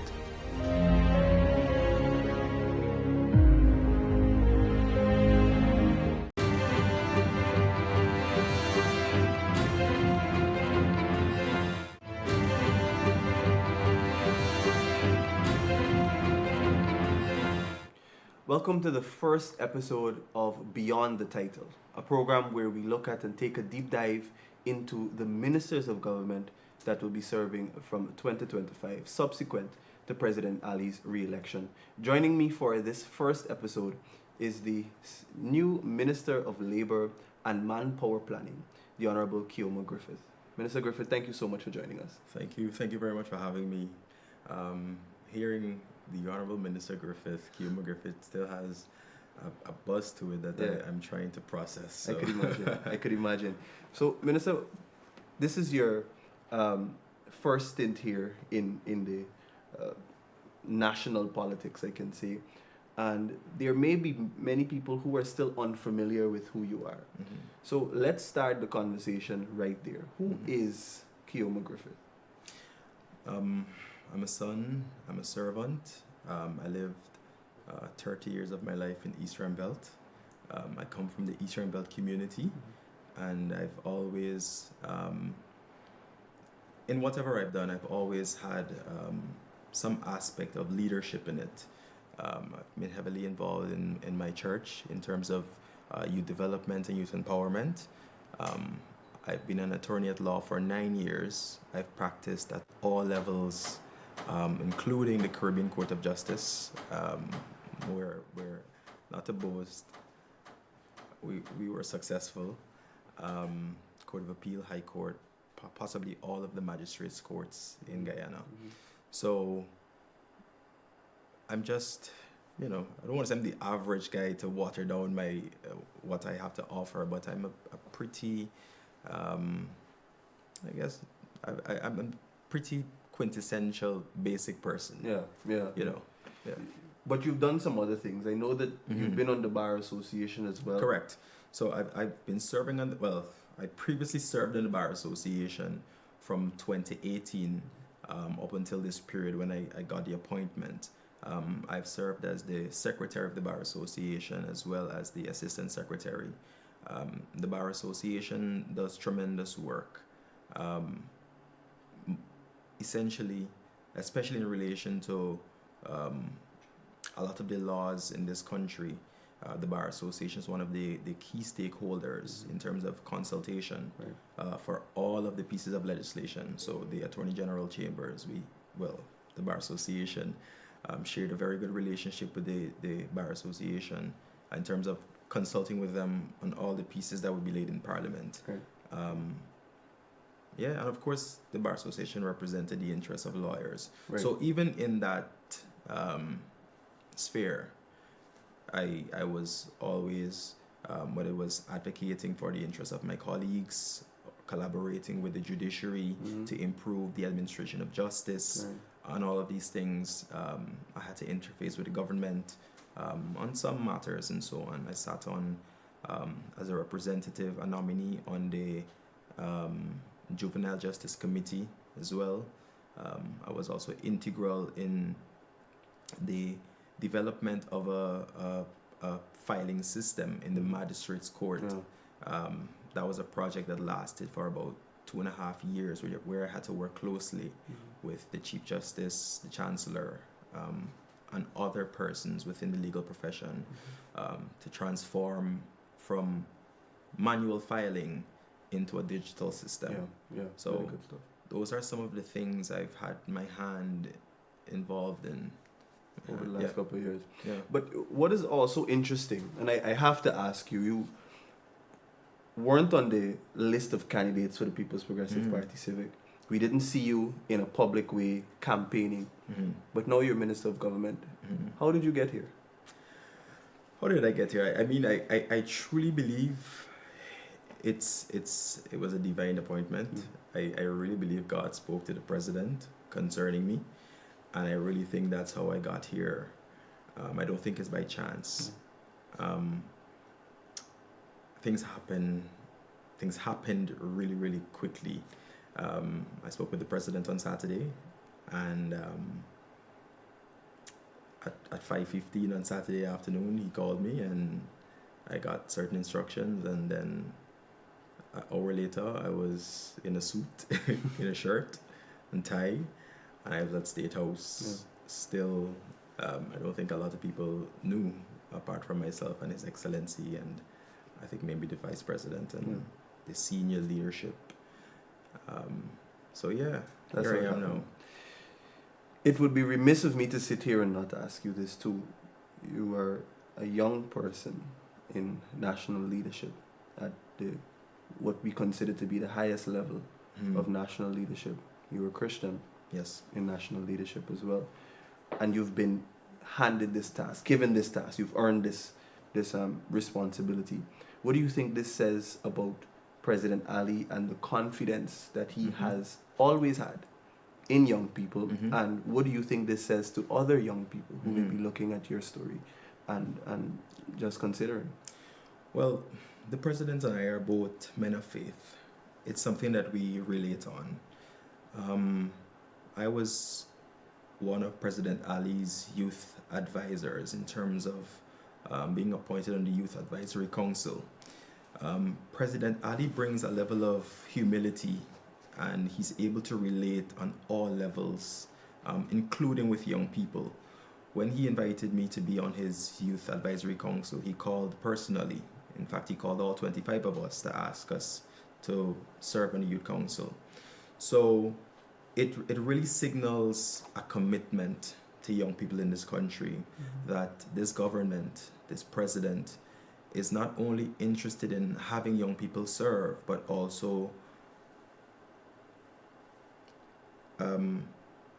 the transition of leadership, the flow, handing down major responsibility from those who've been in public office for a very long time to somebody like me. I've never been a politician. I've never occupied any form of national leadership, but here now I have this tremendous responsibility which has been entrusted to me, not only by the president, but every person who has voted for this government. And it just really signifies confidence in young people. And I'm really, really grateful for His Excellency for not just utilizing me, but if you look at our cabinet, a lot of my colleagues are very, very young persons. In fact, I think President Ali maybe has, maybe the record of being one of our youngest ministers. But that has been the legacy of the People's Progressive Party. I believe it started with Ashton Chase, who was maybe 24, 25, who was the first Labour minister, interestingly, you know. So it signals a commitment to young people to always put their interests first and to ensure that there is youthful and competent representation at a national level where young people can also be a part of decision making and policy making in this country. Are you the youngest minister in the cabinet? I may be the youngest. I may be the youngest. You may be. In this cabinet. Yeah. I'm not quite sure. I was talking to my colleague Suzanne. I can't believe I could call them on a first name basis now. Yeah. They've all told me just first name. And Suzanne was saying, of course, Suzanne is the Honorable Minister of Tourism now. She was saying that she was the youngest in the last cabinet, and she was, I believe, 30. I can't give away her age. Yeah. I'm sorry. Yeah, I get it. That's okay. Yeah. So let's talk a little bit about labor. Major successes in labor over the last 5 years. Well, the scope of the ministry, the Board of Industrial Training, 13,000 people, historic collective bargaining agreements signed, a lot of work done in making sure that occupational hazards are removed from a lot of workplaces. How do you envision yourself continuing on this trajectory, but also improving on the foundation that has already been laid? I think the point has to be made that this government has delivered in excess of 50,000 jobs, which was a campaign commitment. Now, the Ministry of Labor has played an essential role in that, just with the development and transformation that this country is seeing and will continue to see. The Ministry of Labor plays a vital role in preparing a workforce. There is an aspect of the ministry called manpower planning, which a lot of people will still learn about what we're doing in terms of manpower planning.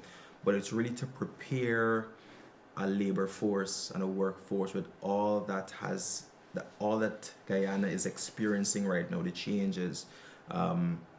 So the Ministry of Labor has been critical in that aspect. There has been a lot of work done in the 5 years. Many persons, thousands, you said 13, it's actually 15,000, in excess of 15,000 persons have benefited from training in all the sectors. The Ministry of Labor drives every single sector in this country, right? So I'm going to have my hand in a lot of work, a lot of sectors going on, whether it's just training. In terms of manpower, there has been recruitment drives. People come to the ministry, and there is a bank where they submit their contact and their information, and we have recruiters in the ministry who go and try to place them, and a lot of those persons, thousands of persons today, have been beneficiaries and are now within jobs. Their families, their living situations, their standards have been improved, and it all comes back to the promise made 5 years ago to deliver on jobs. So a manifesto promise is one thing, but when you get in, you have to work it. So that's just some of a promise which has been delivered, which we are seeing now today. And I'm happy to be able, that I'm involved in this ministry. In terms of what I want to do, you will know I have a strong legal background.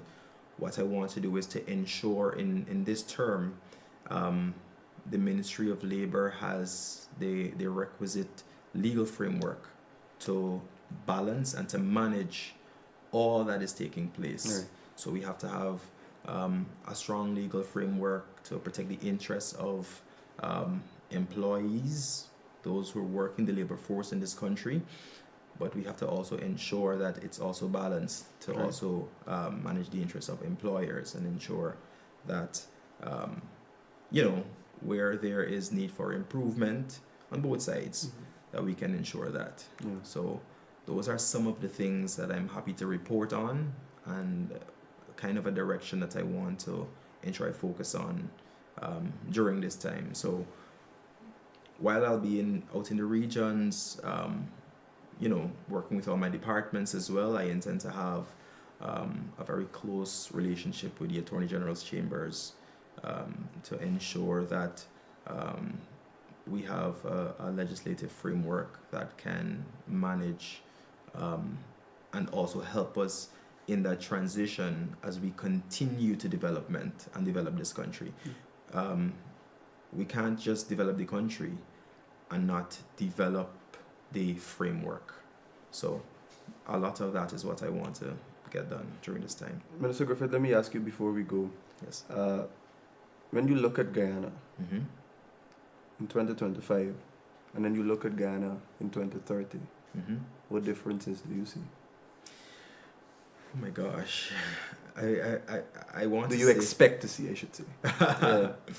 Well, what I can tell you, with the mandate we have been given, not just by the president but by the people, this is something that you will know that this government has indicated that we will make direct deposits into the lives of people in this next term. It's already begun, right? You will know that there have been scholarships, persons have been benefiting in many, many different ways. But I see a transformed working class, a transformed labor force.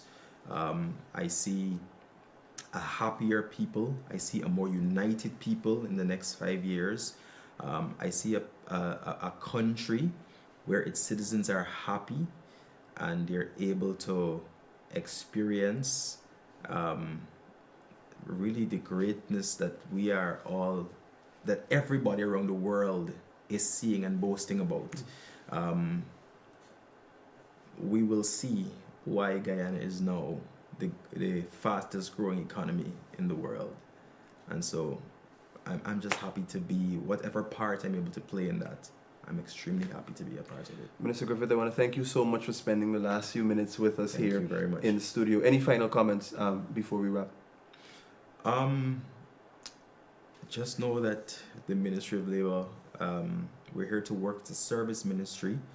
Please, I have an open door policy. Come into the ministry. There's a lot of information, a lot of opportunities. Come and find out. Look out on our social pages and get information. And I look forward to serving and meeting all of the people of Guyana. Minister Griffith, thank you so much. Thank you so much. You've heard there from the Minister of Labour and Manpower Planning, the Honourable Keoma Griffith. Stay with us here on the National Communications Network as we continue to bring you more updates just like this. My name is Shaquan Gill, and I'm saying goodbye for now.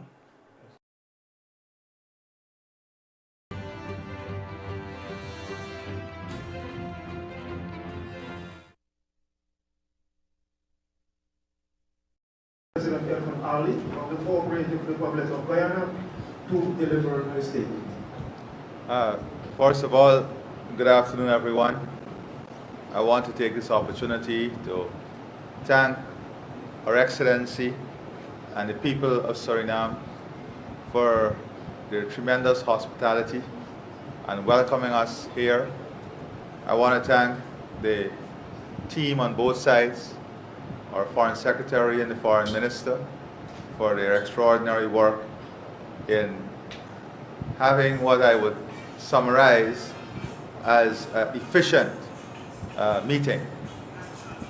As we in Guyana, we are very pleased to reaffirm our strong commitment to this bilateral relationship, to reaffirm our commitment to the expanding of this relationship, our bonds of friendship that exists between our two countries and our people, and importantly, a friendship and neighborly relationship that is based on shared values, aspirations, our geographic proximity, our cultural ties, and more importantly, our commitment to peace, security, and prosperity for our countries and our people.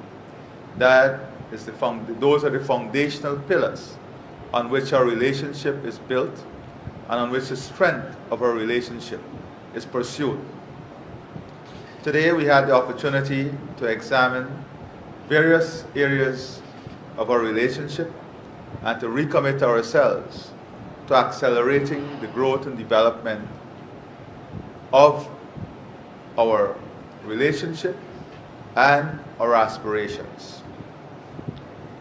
In economic cooperation, we agreed that there will be specific focus on expanding trade, investment, and importantly, a mechanism through which we will have improvement of the ease of doing business for the private sector of both countries. It is important for our private sector to find it not only easy but efficient, and to improve transparency in the way in which they do business and we conduct business. Both Madam President and I are committed to encouraging the private sector of Suriname and Guyana to maximize business investment opportunities on both sides, including the formation of joint ventures to look at joint possibilities in the business environment, in the merging of capital and integration, the greater integration of our economies and our private sector. Energy security is an important pillar on our growth and development for both countries, and we advance discussions as to how we can build this infrastructure, support each other, not only in terms of the energy security of Guyana and Suriname, but how we can play that wider role in terms of energy security and the possibilities around an energy economy for the rest of the region in CARICOM and, of course, further afield. Not only in oil, but the gas development, renewable energy, and the interconnection of our grid across the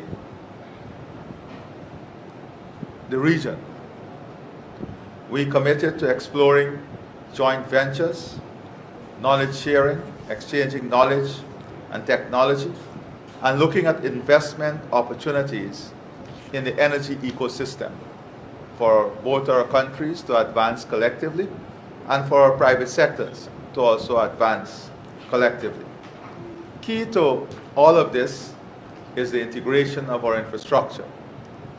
And that is why we had talks also on the bridge across the Quarantine River. Both of us, Madam President and I, have expressed commitment from both governments in having this signature project completed. As a result, there will be timely advancement of this project, recognizing the transformational role it can play for tourism, trade, connectivity, and people-to-people exchanges. We have agreed to have a specific coordinating group look at addressing all outstanding issues, technical, financial, legal issues, so that we can advance this project in an efficient manner.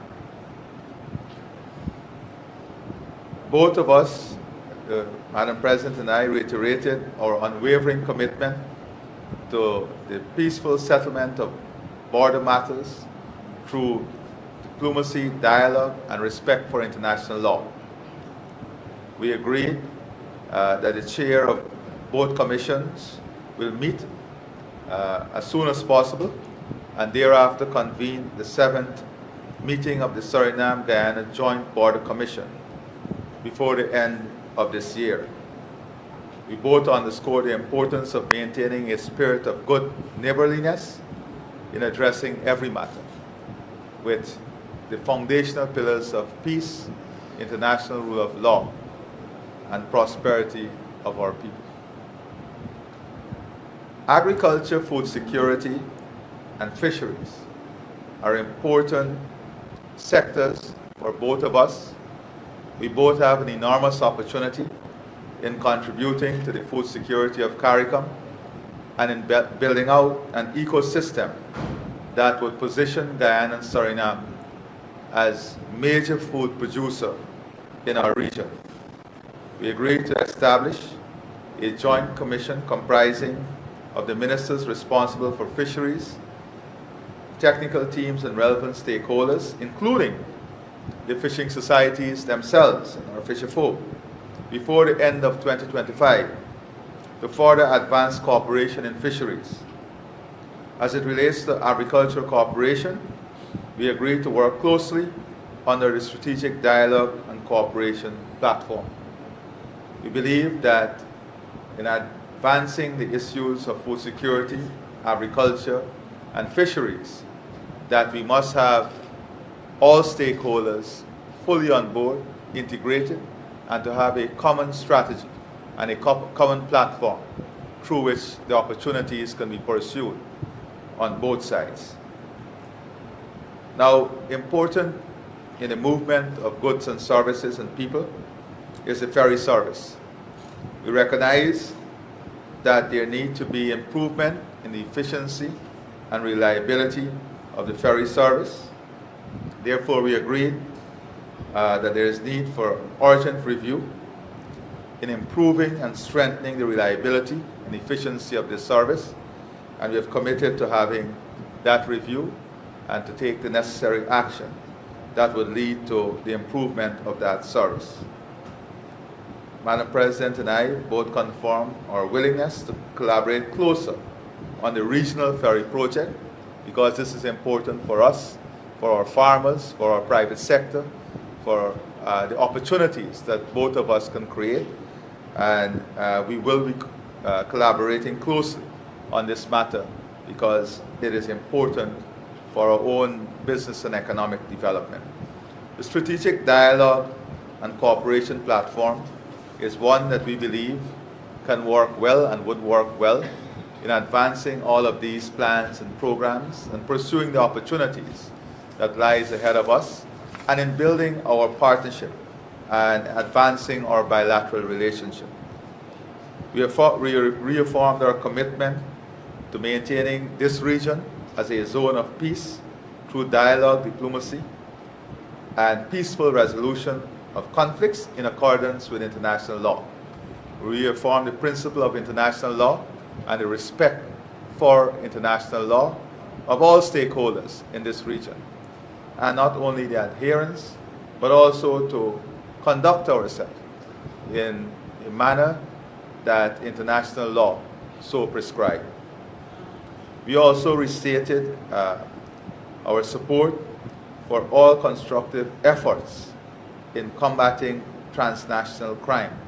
As you know, we are both committed to working closely, to collaborating from a security perspective in the fight against transnational crime, drug trafficking, people trafficking, and all manner of transnational crime.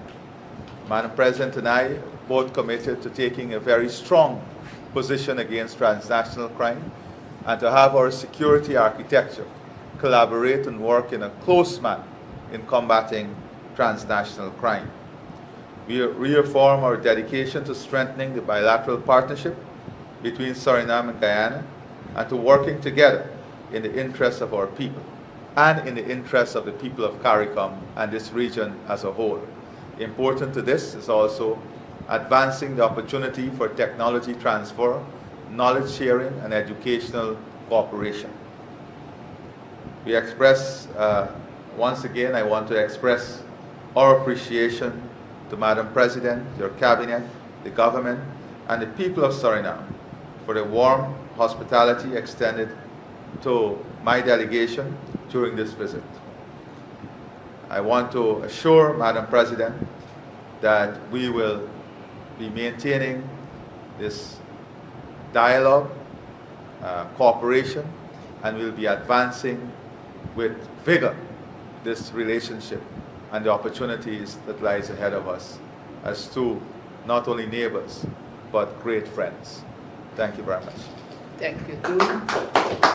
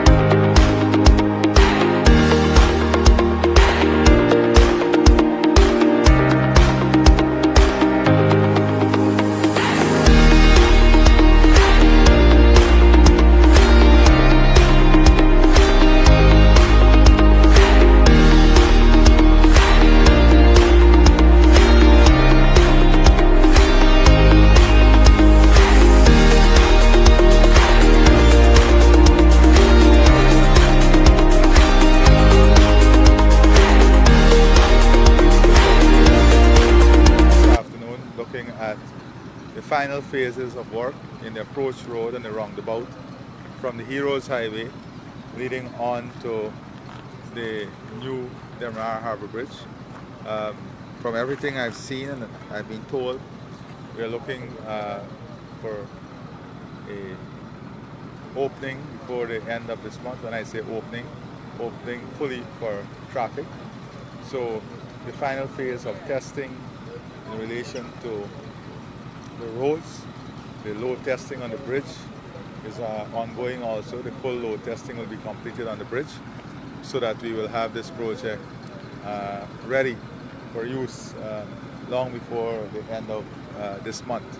So I'm pleased to see the final phase of the approach road work and the roundabout. From what I've seen, that would also be completed in the course of another three days maximum, from what I'm told. What we are also looking at is the expansion of the Heroes Highway into adding 2 collectors lane to take the traffic that goes directly onto the what we call the Hogsbush interconnection going all the way back to Ogle. So the engineers are looking at that also so that you can have greater efficiency in terms of traffic flow. On the west side of the bridge, of course, there's a collector lane that has been added to take the traffic from the west bank directly off of the bridge and to put it back on the west bank carriageway instead of going around the roundabout on the west side of the bridge. So these additional work are being completed so that we can have a beautiful bridge, but also good traffic management in the process. The ultimate goal is to have, for the greatest efficiency is to have 2 flyovers, one on the Hero Highway and one on the West Bank, but that is, those are projects we're looking at down in the future and not immediately. So we'll see how this design in terms of traffic management work, but definitely with the growth of the traffic, we'll have to have an unimpeded flow of traffic coming off the bridge over the new highway on both sides, going on to, whether you're going on to the east coast or the east bank or the west coast and west bank. So that is where we are.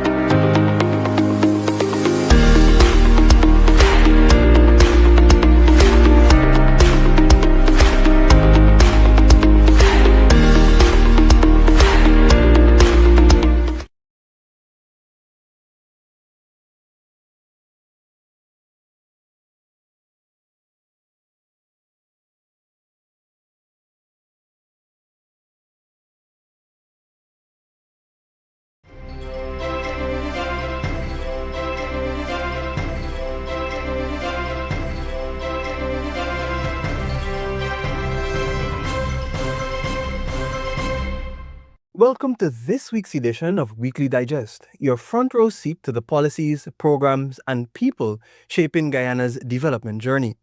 Each week, we go beyond the headlines to follow ministers of government as they implement the administration's agenda, one step, one story, and one community at a time. The Ministry of Education launched Education Month 2025 with an engaging and flavorful kickoff, a baking competition at the Better for Acting Practical Instruction Center. The event, titled What's in the Oven, is the first of its kind, organized by the ministry's Edu-FM department. Minister of Education, Sonia Parag, opened the competition and emphasized the importance of vocational skills like baking alongside academics. Academics is known. Academics is where you have people striving for all the time, but you're seeing a growing interest in technical skills. You're seeing a growing participation, and you're seeing a growing investment in technical training. And technical training for me is like a rubber band. It's like elastic. It gives you that leverage to make sure that you can not only learn one skill, but you can learn more skills. And it equips you as an all-rounder, even if you want to be an academic.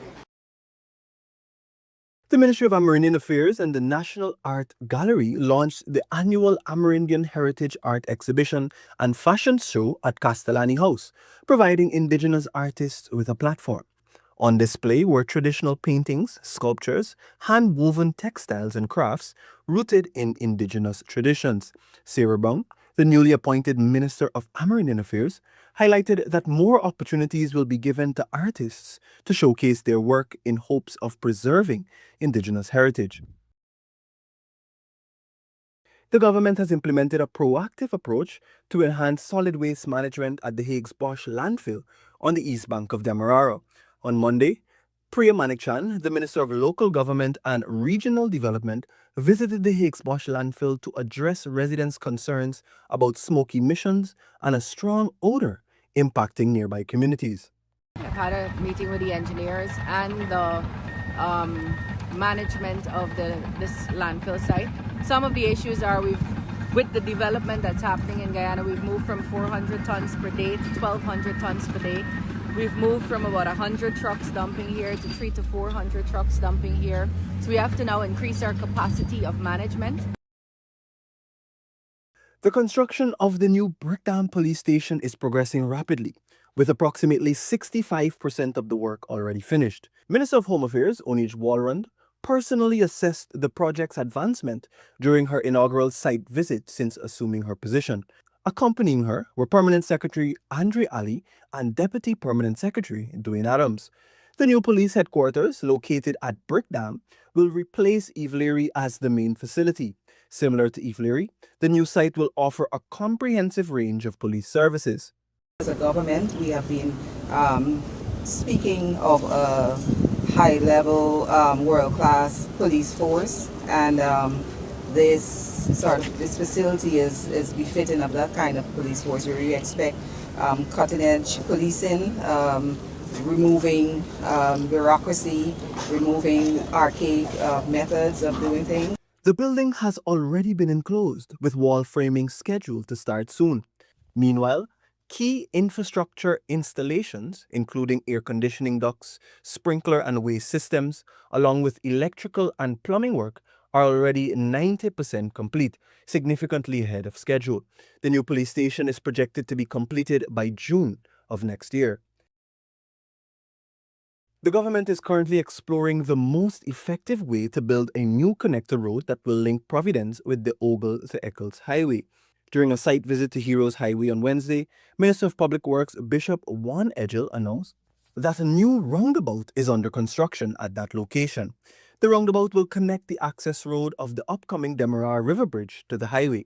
Minister Edgel was accompanied by Minister of Housing Colin Crowell during the visit. What we're examining right now is the alignment from the back to come out to the front, which is about 2 kilometers between Heroes Highway and that road. Additionally, Minister Kroll emphasized that the government is focusing on constructing more road networks and enhancing connectivity throughout the nation. On Thursday, 11 beneficiaries were handed the keys to their newly constructed two-bedroom homes provided by the government of Guyana. The recipients' families now reside in communities including Liliendal, Cummings Park, Sophia, Parfaith Harmony, and Westminster. Addressing the beneficiaries, Ministers of Housing Colin Kroll and Vanessa Ben spoke to the audience. Minister Ben urged the recipients to take pride in their homes and to reflect this pride to the care of their surroundings and their efforts to improve their communities. Meanwhile, Minister Kroll highlighted the government's dedication to improving the lives of all Guyanese. So there's a lot of work ahead for us at the ministry, but ultimately, it is to ensure that all of our citizens live a better quality of life. That's what we want to achieve as a government. And we will work with every community. On this Thursday, Stephen Jacobs, Minister within the Ministry of Culture, Youth and Sport, inspected the National Racquet Centre and the National Aquatic Centre. The purpose of his visits was to evaluate the current condition of these facilities and to receive updates on their ongoing renovations. During his visit, the minister highlighted the government's comprehensive strategy to guarantee proper maintenance of the facilities and their full use by athletes and the community. So we're going to be having an extensive program where we're going to visit all of our sporting facilities to assess its current state so that we can design a maintenance program, and not just a regular maintenance program, a robust maintenance program, so that we can make sure these facilities are accessible for our athletes, because that is foremost important. The Sports Ministry aims to equip athletes with the resources necessary to enhance their skills, compete internationally, and proudly represent Guyana. Minister Jacobs highlighted that these initiatives are designed to benefit the people of Guyana by fostering safe environments for healthy recreation. He reaffirmed the ministry's dedication to fulfilling this mission. And that's just a snapshot of how the week unfolded. One step at a time, one community at a time, but many stories continue to be written. That's it for this edition. We'll see you next week with more stories from the heart of government.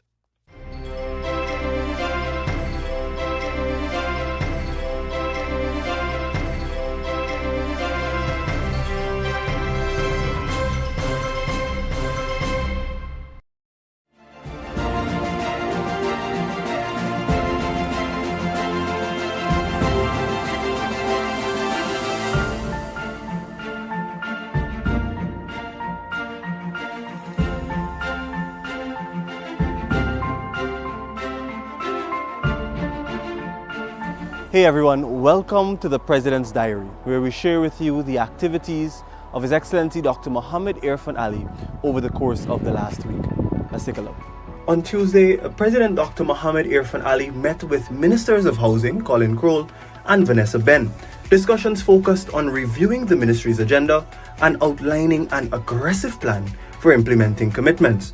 President Ali subsequently hosted an extensive press conference discussing several issues with members of the media. Chief among those issues is the restoration of the capital city. President Ali stated that his government will launch an aggressive plan to make the city beautiful again. The mismanagement and inefficiency through which the city is managed can no longer be tolerated. And we believe that it is time for us as citizens and as a country to take charge of this situation. And I want to launch from the government work in advancing the rescue of Georgetown. To ensure that government services are digitized for easier access and convenience, the President announced the timeline for the rolling out of several digital services. These include the electronic patient record system. As you know, we don't want the lines that you see in the hospitals and clinics. So we want to move the system into an app-based system where you have appointments, so you don't have to waste your time or sit at these clinics for hours. Guyana's immigration system will also see a major boost, with electronic passport verification systems already being expanded across the country. These efforts, the president said at the press conference, will greatly contribute to the overall development of the country and increase the ease of doing business. We are now creating service centers in every region to have an integrated office where citizens can go and have any government services dealt with at that office. So they don't have to come to the capital, the ease of doing business, the great efficiency in the use of time, and at the same time, we are graduating all of the service to a digital platform. The next day, President Ali was in Skeldon, where he met with a room full of rice and private cane farmers. He reminded them of his administration's ambitious agricultural development agenda for the next 5 years. A joint investment meeting between the government, farmers, and private partners is expected within 14 days, once a detailed soil analysis in the area is completed, to finalize an initiative. And in sport, President Ali spent some time congratulating the winners of the 2025 Women's Caribbean Premier League, the Barbados Royals. The head of state also spent some time interacting with spectators at the Qualifier 1 of the men's CPL tournament on Wednesday night.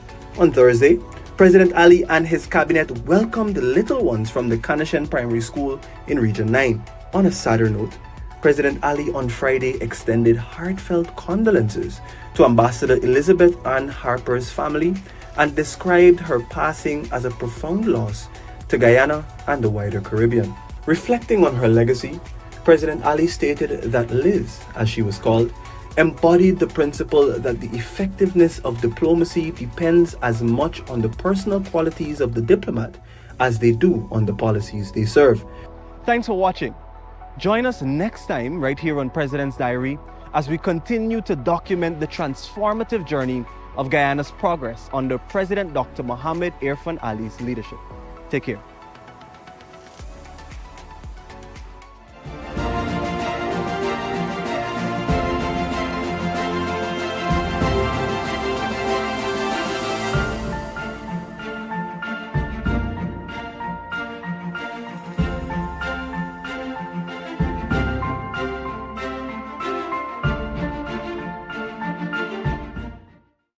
As mandated by President Dr. Mohamed Irfan Ali, schools across the country on Fridays are taking on a whole new energy.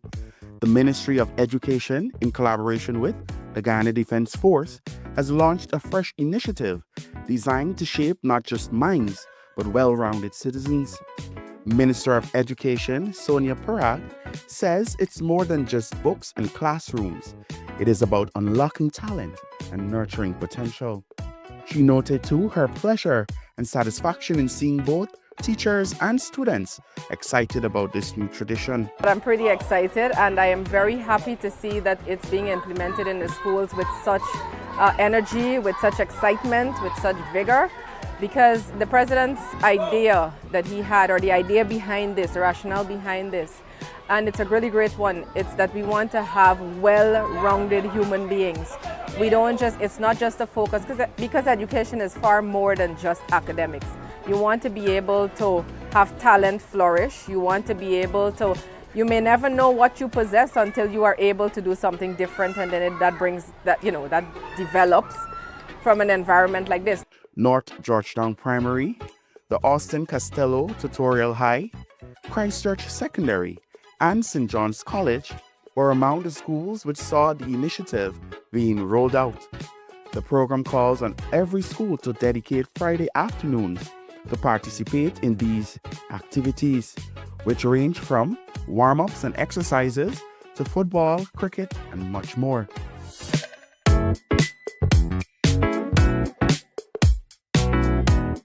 The young Amerindians from across Guyana are now stepping forward with fresh ideas that can reshape their futures. On Saturday, the Minister of Amerindian Affairs, Sarah Brown, sat down with cultural groups and youth leaders from various parts of Guyana to ensure that their voices help guide the ministry's plans moving forward into the new term. During the engagement, the minister announced that she will be creating a special business fund that will directly benefit indigenous communities across Guyana, giving them access to business loans at 0% interest. The big commitments we made, outside of the regular land titling, outside of the programs we do, we made commitments to help youth, young people, whether it's in projects, through grants. And we also spoke about things like having loans, because for us in villages, we don't have access to bank loans. And so we said that we'll be creating a business fund where you can be able to access loans at 0% interest to start business to young people and so on. Representatives from several cultural groups across Guyana had the opportunity to share their experiences and express visions to help chart a pathway for strengthening cultural preservation in communities across Guyana. As it relates to the ministry newfound involvement with the youth and so on, I think it's a very good, initiative to start off your first or second week asking the youth what they want or what they need.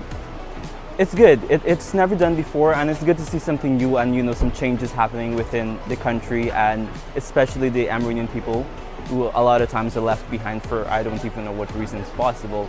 But it's awesome, the way our Honorable Sarah Brown came here and she was like, y'all talk to me. Today we're comrades, we're sitting at the table together. It was good. So I think her involvement with the youth and so on would be something great. My name is Katiuska Rodriguez, Tusha for Kaikan Village. So this is our first time we participated for the very first time in this year Heritage. And I must thank the Ministry of Amerindian Affairs for inviting us this year. I was impressed this morning by her gathering us this morning to hear from us. I always wanted a leader that to hear from what we want to see, so we can share ideas and so on. I was very impressed, and I know we're going to continue to work forward. Looking forward for participating next year again, and more performance for next year.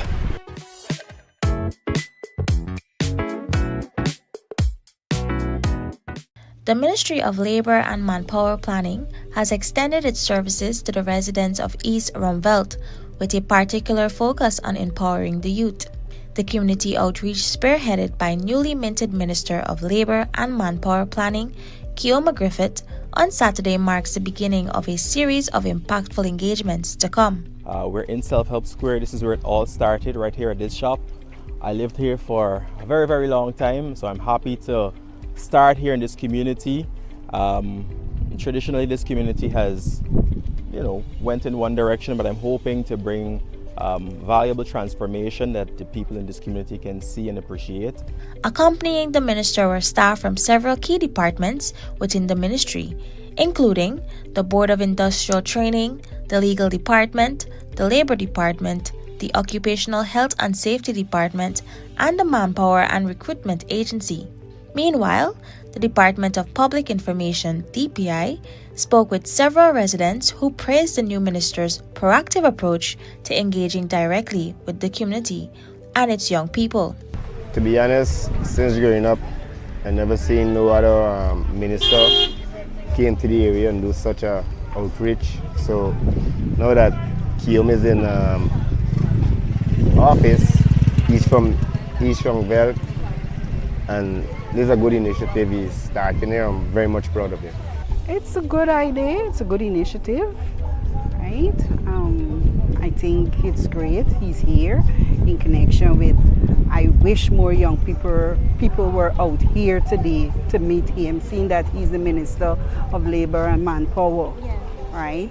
Because I think our young people really need the help, right? And as a resident, I think he's doing a great job here, being here today.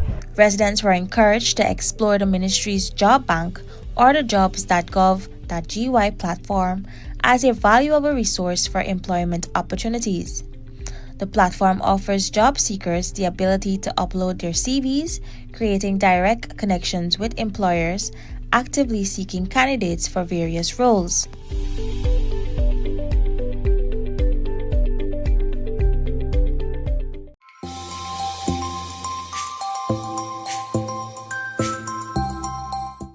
My name is Judith Barrow Adams.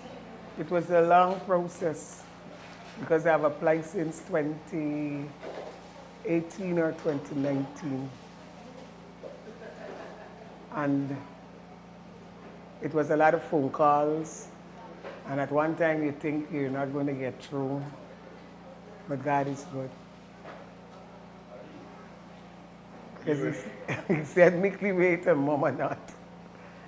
And it's not our time, it's God's timing, which is the right time. I'm a hard-working woman.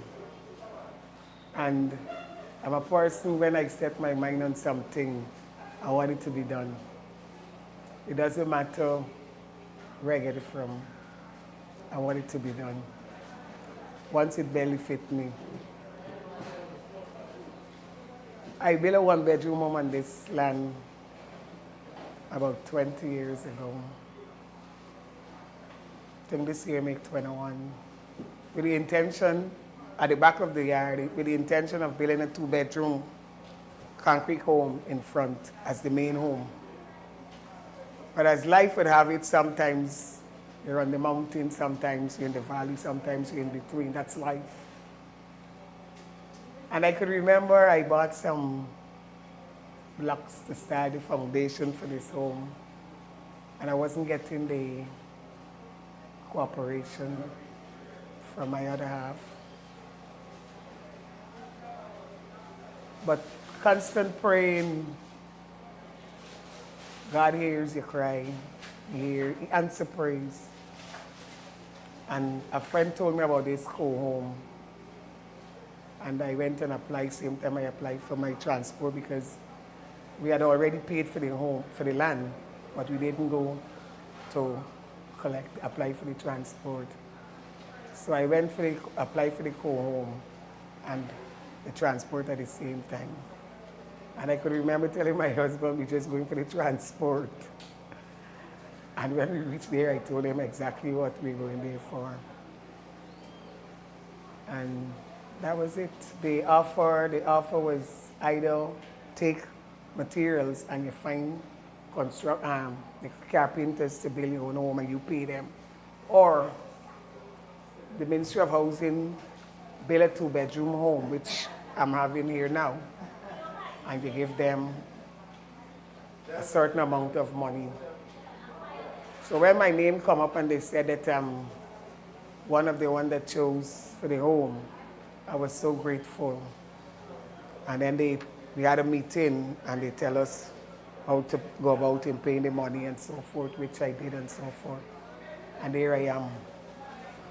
And I'm saying thank you, God, and I'm saying thank you for your favor and the people that you have placed in place for blessing me with this home that I'm living in, that I could call my own home. Thank you.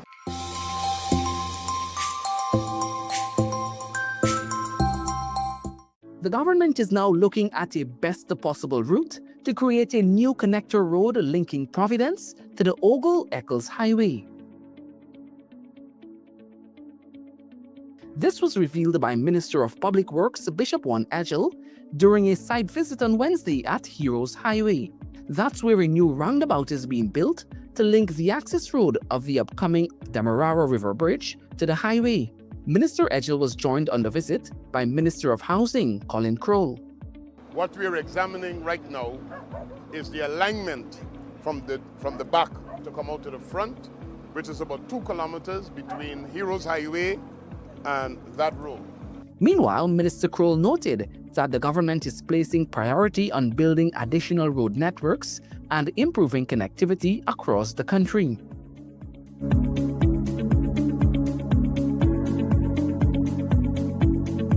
The new Brickdam police station is moving ahead at an impressive pace, with about 65% of the work already completed. Minister of Home Affairs Onij Walron saw the progress for herself on Wednesday during her first site visit inspection since taking office. She was joined on the visit by Permanent Secretary Andre Ali and the Deputy Permanent Secretary Dwayne Adams. The new facility will also serve as the official police headquarters, taking over from Eve Leary. And just like Eve Leary, the full range of police services will be available at the new Brickdam location. As a government, we have been speaking of a high-level, world-class police force, and this facility is befitting of that kind of police force where you expect cutting-edge policing, removing bureaucracy, removing archaic methods of doing things. The building itself is already enclosed, and the firming of the walls is set to begin shortly. Meanwhile, critical works including air conditioning ducts, sprinklers, and waste systems, as well as electrical and plumbing, are already 90% complete, well ahead of schedule. Overall, the new police station is expected to be finished by June next year.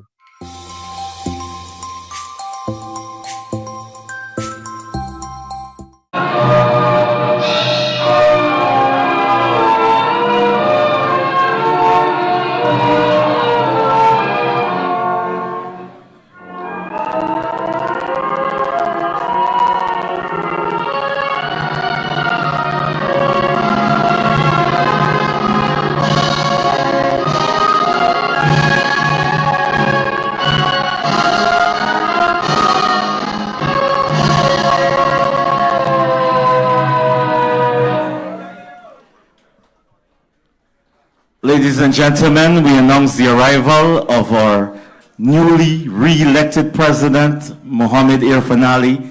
Give him a round of applause, please.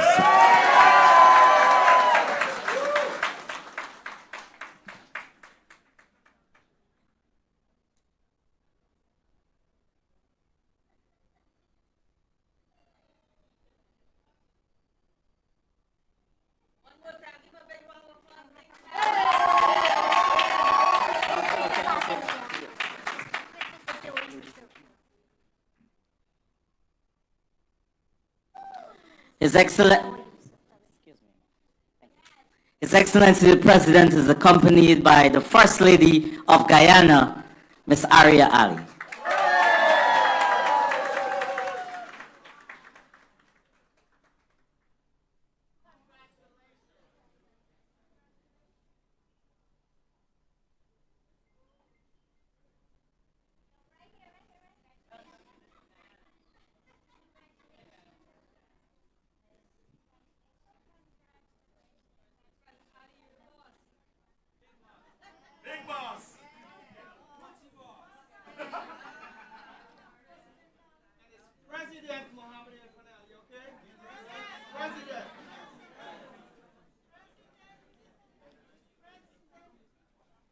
Thank you very much.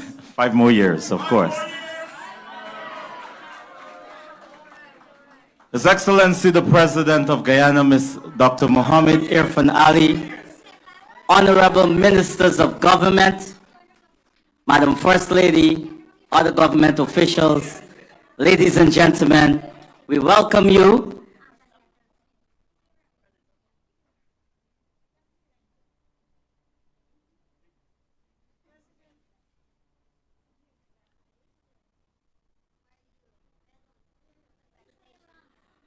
Ladies and gentlemen, we now invite His Excellency the President to address you, and of course a little later on you'll be given an opportunity to take pictures with His Excellency, fresh off a mandate in Guyana, the largest election victory in Guyana's history.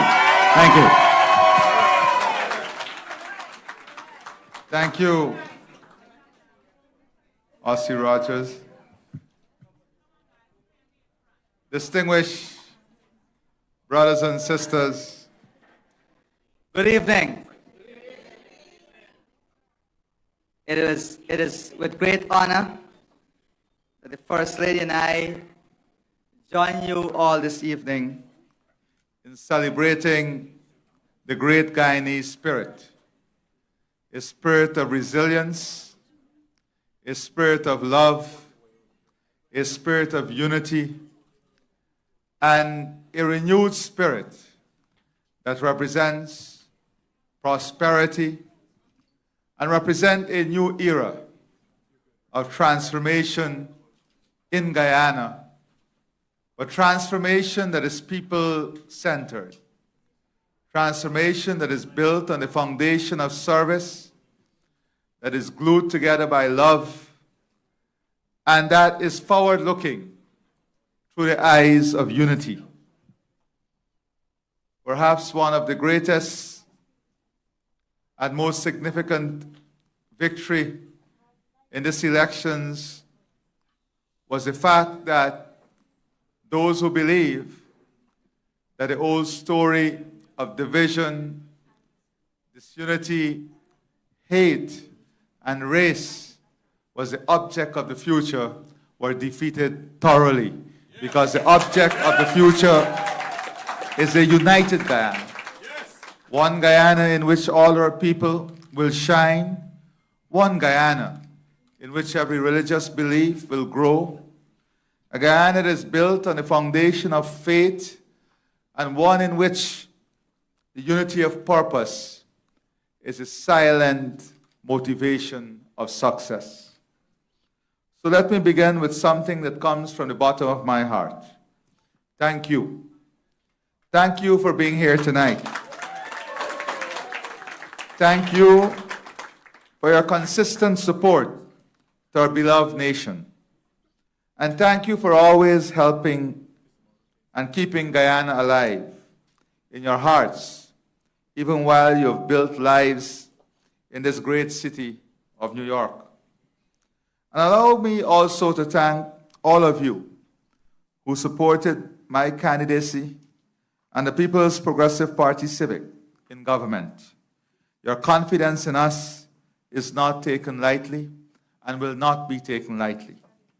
To those who joined the family in these elections, we are united by one purpose, that is service to all of Guyana.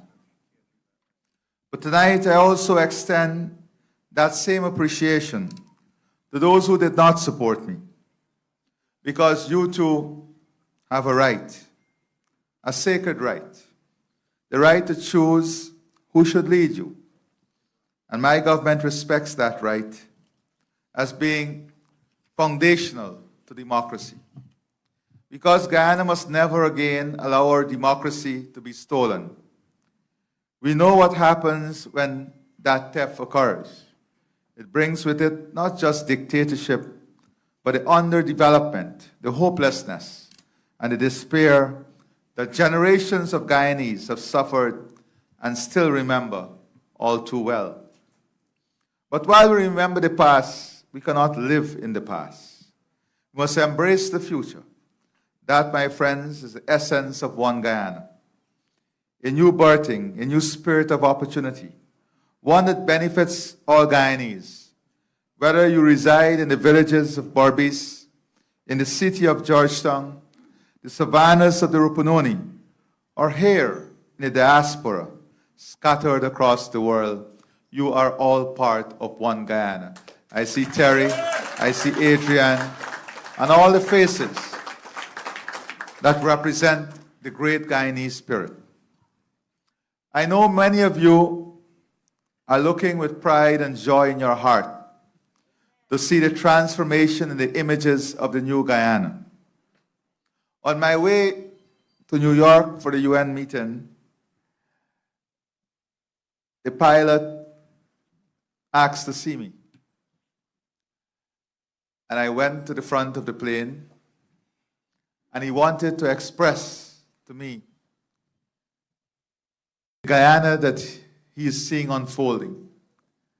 And he wanted me to know that the region is proud of the Guyana that is unfolding, and that people in every corner of the world are speaking of the Guyana that is unfolding. But my dear brothers and sisters, the greatest injustice we can do to the Guyana that is unfolding before us is to be negative.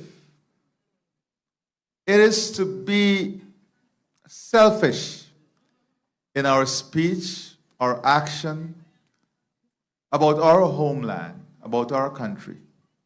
The story of transformation is told by every visitor, by every stranger, and every outsider.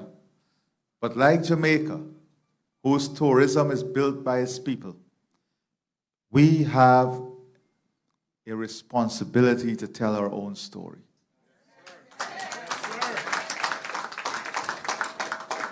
And I want us to understand that yes, it's good to be critical, but you also, all of us, we have a responsibility not only to tear the house down, but to lift the house up. We have a responsibility to help to promote this story, because I assure you, the Guyana that we are building will be the world leader on climate change. It will be a world leader on food security. It will be a world leader on energy security. It will be among the best countries in a knowledge economy, innovation, entrepreneurship. It will be a country that is driven on a technological backbone like you have never seen before. It's a country that's embracing AI for rapid transformation.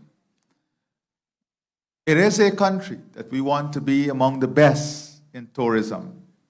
But the only way we can ensure these things happen is if we are the best citizens for our country. As if we are the best lovers of our country. We can't expect those from outside to love us who are inside. We have to first demonstrate to the world that we love who we are. And I know how strong your connection to your homeland remains. Many of you left decades for greater pastures, for the sake of your children, for better opportunities, or simply to reunite with family who had already migrated. You've built good lives here. You're settled, successful, contributing to your communities. And while you may have planted roots in New York or elsewhere here in the US, I know a large part of your heart still beats to the rhythm of Guyana. For that, I say again, thank you. Thank you for never forgetting. Thank you for staying connected. And let me assure you that the Guyana we are building is one that is ready and willing to welcome you with open arms. We are building a healthcare sector and an education sector for all of you to be a part of it, that will be able to take care of you with the equal care that you can have over here. Only today, we had a series of meetings with some of your best nursing schools, the top 10 medical school, the top 10 medical university, one of the best AI companies and data center, all ready to make that journey in establishing their footprint in Guyana. And all of this, a big part of this is for your children, because we know many of your children are trying to get into those schools, but they have number constraints. We're going to give your children the opportunity of not missing out right in Guyana. And let me assure you that the Guyana we are building is one that is ready and willing to welcome you with open arms. Whether you decide to return permanently or whether you simply want to invest, mentor, share expertise, or visit for a few months each year, we are ready for you. Very soon, we'll be putting together some investment opportunities for you here in the diaspora and our private sector and citizens at home. I ask you to examine those opportunities and make full use of them when they come your way. At my inauguration, I made a promise. We recognize the vast potential of our Guyanese diaspora to be partners in the transformation of our nation. And we intend to keep that promise. How? By keeping you informed, by encouraging and supporting your investments, by creating avenues for you to participate in key sectors, by tapping into your expertise, your capital, your network, by ensuring regular outreach, and by the modernization of our diaspora unit so that it does exactly what it was intended to do. Be the bridge the vehicle that connects you directly to the transformation sweeping across Guyana. You see, we don't view Guyana as just a country. We see it as a nation. And every member of the diaspora is entitled to be part of our present and our future. Many of you may be saying to yourselves, well, we have heard all these grand promises and plans before. But many of you have also enjoyed coming back and registering, whether it's for the grants now and those that are coming. Many of you have seen the increases in old age pension and are now ensuring that you're on the register for old age pension. Many of you have experienced the changes in the healthcare sector. So,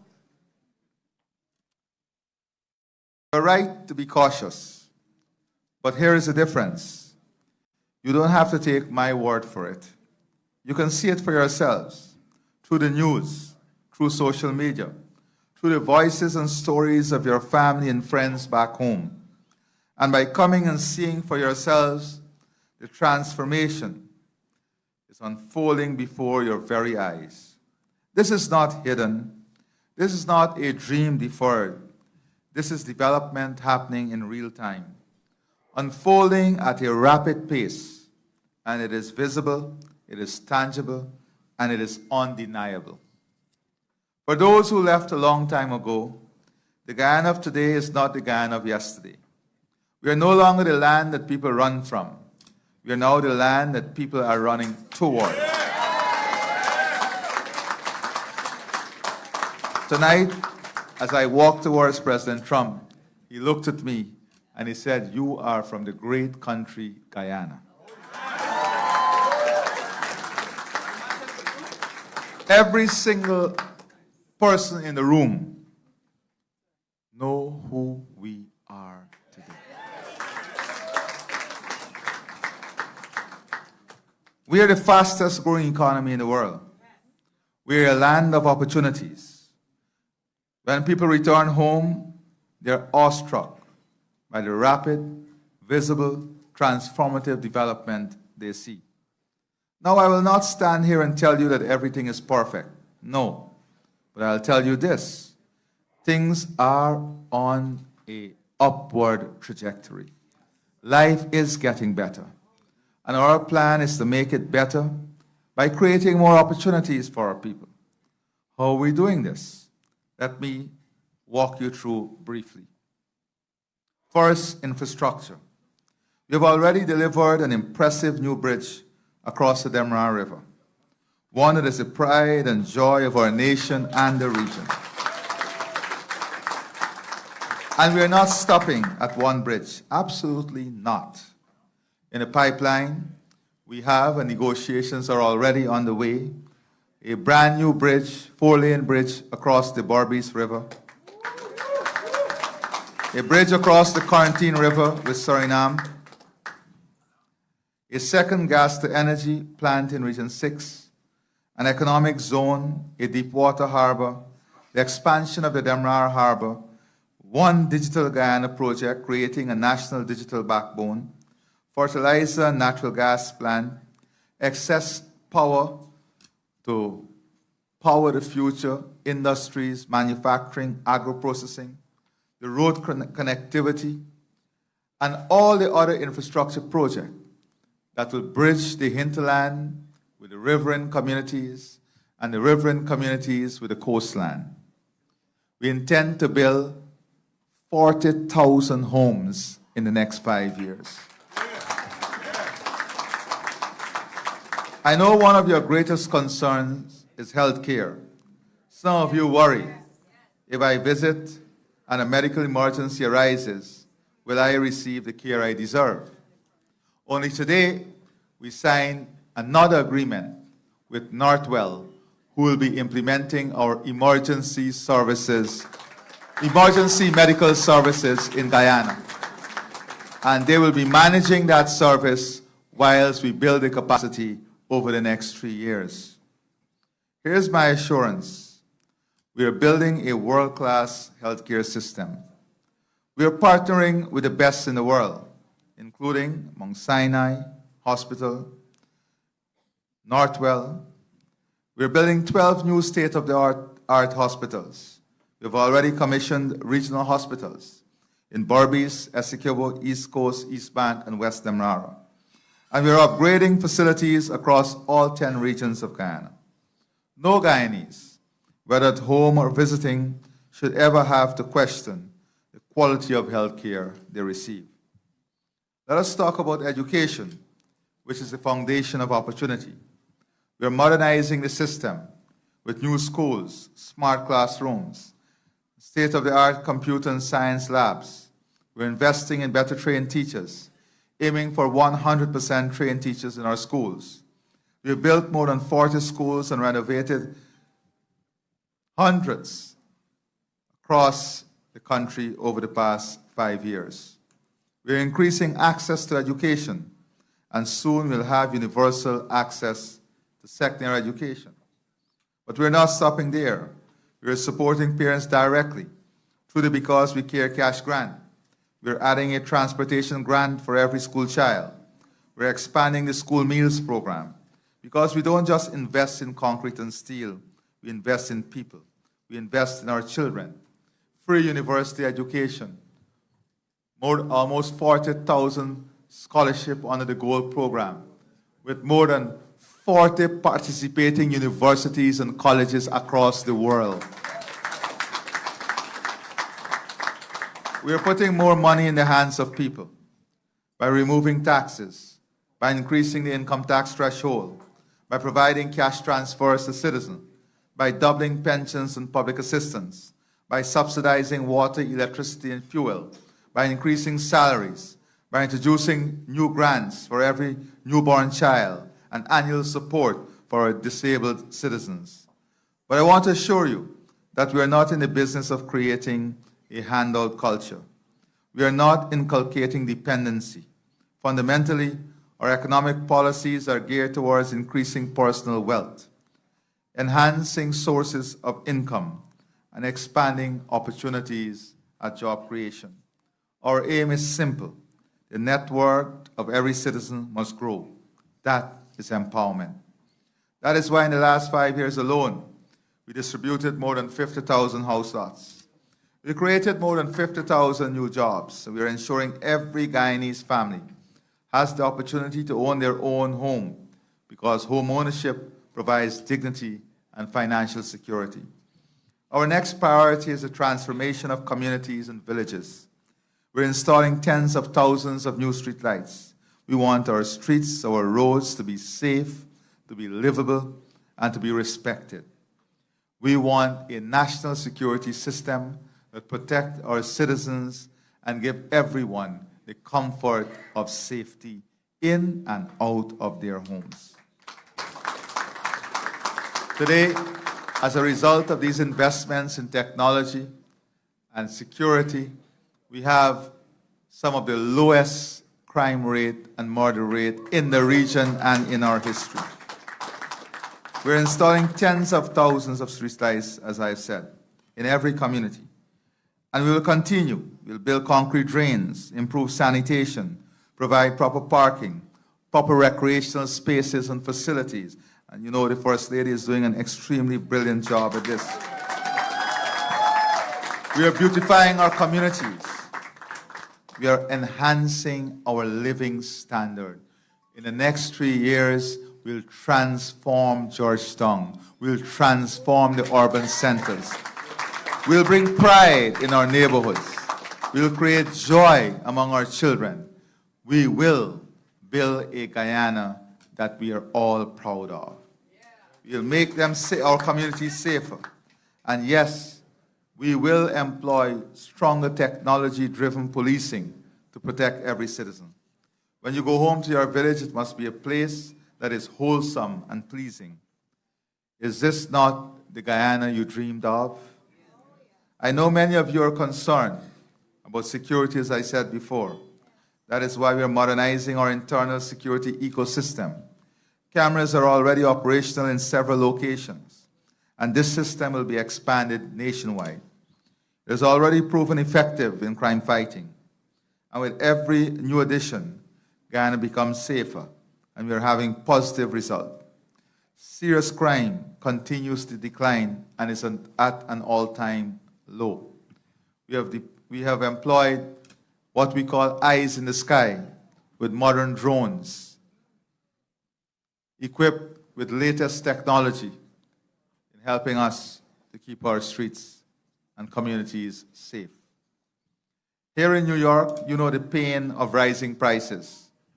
Inflation is biting everywhere. In Guyana, we are confronting imported inflation and higher costs, imported costs. But we're not sitting idly by. The gas to energy project will slash electricity tariffs in half. If you look recently in the New York Times, you will see a specific feature on Guyana and the type of global leadership that we are providing. In the last 6 weeks, we have made it on the headline of every single major news outlet. The gas to shore energy project will slash electricity tariffs in half. We'll maintain stable water tariffs. We'll not impose new taxes. We'll intervene when necessary to reduce prices. And soon, within the next 3 years and less, you would come home to the new terminal, And when you walk through that terminal, you'll not be walking through an airport. You'll be walking through an experience. An experience that the heaven beholds. An experience to celebrate nature. An experience that celebrates biodiversity. An experience that will make some of the airports people speak of today feel a part of us. Something that is different. Something that will emotionally, physically, spiritually, and mentally connect you with the most beautiful ecosystem of the world. This progress, however, is not just about statistics or symbols of prosperity. It must also be about people. A truly rising nation is one that lifts every citizen, not just a few. And so, we build this new Guyana. As we build this new Guyana, we must ensure that those at the heart of our families and our future are women, our youth, and our elderly. They must be empowered. They must be included, and they must be lifted. Let me therefore speak directly to 3 groups who are central to our vision: women, youth, and the elderly. For women, we are removing taxes on personal health and hygiene products. We are building daycare and night care centers to support working mothers. We are expanding scholarships and employment opportunities, and we are fighting domestic violence with every tool available. For our elderly, we are raising pension. Very soon, women who are at risk will all be having a panic button that is connected to an electronic security system. For elderly, we are raising pensions. We're deploying mobile health units into rural and hinterland communities. We are using telemedicine and virtual clinics. We're expanding residential care facilities. And we're investing in our young people to provide more service in the communities. For our young people, we're delivering free education at every level. University education is now free, and under the Guyana Online Academy of Learning, we have offered thus far almost 40,000 scholarships. This is making a huge difference in the lives of persons who, because of where they live or other personal circumstances, could not have been able to attend university. We are making housing affordable. We're expanding sport facilities, building a world-class indoor arena, a high-performance conditioning center, a cycling velodrome that will produce champions to represent Guyana on the world stage. We're determined to reduce poverty. We're empowering our indigenous peoples. That is why no less than 15% of carbon credit revenues were allocated directly to our indigenous brothers and sisters. We are supporting village-level economic projects. We're expanding connectivity. We're strengthening skills training so that every Guyanese, wherever they live, can lead in the Guyana of tomorrow. We're also attacking and improving transparency and accountability. We're cutting away the red tape that frustrates citizens. We're modernizing public service. We're also taking concrete steps to strengthen the way we engage with you. The diaspora unit will be fully re-energized, and we must thank Rosalinda for the work that she has started and will continue to build on. We want this unit to be a dynamic bridge between you and the opportunities of Guyana. I'll be the first to admit that we need to expand the array of service. We are building government service-oriented centers in every region that are one-stop shop for all government services. The spirit of inclusion, of recognizing that whether you live in Guyana or abroad, you are part of our national family, is what strengthens our collective pride.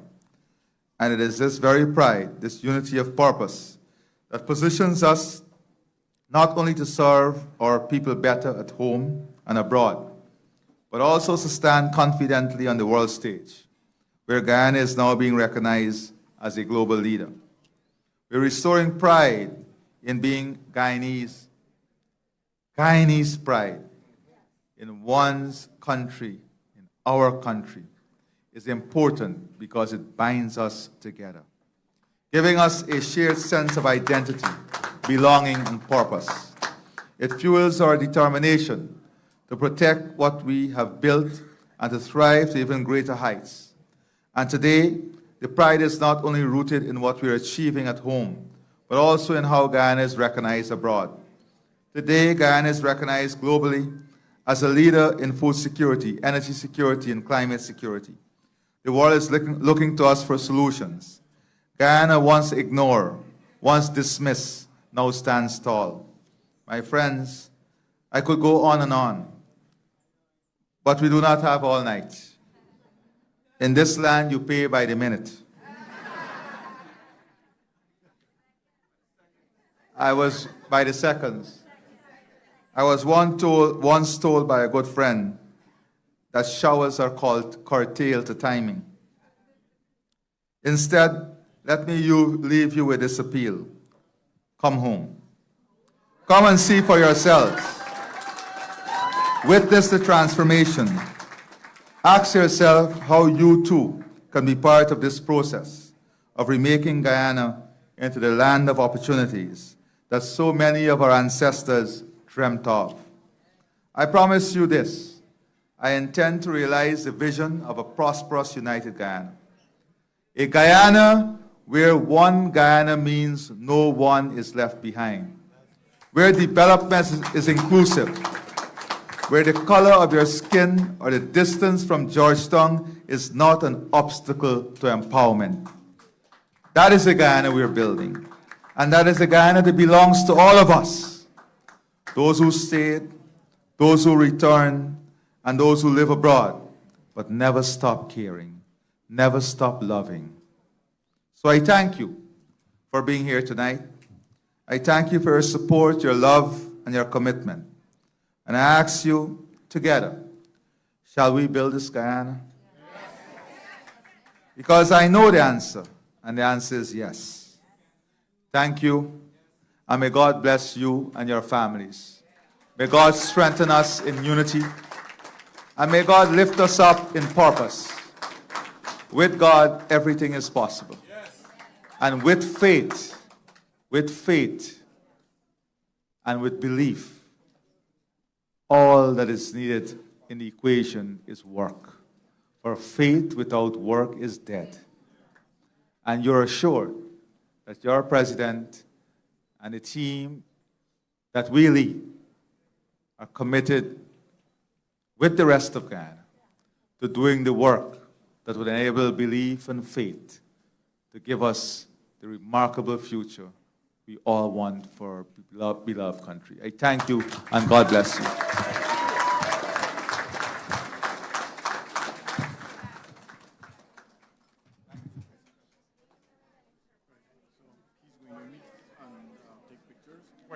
Let's do it over here.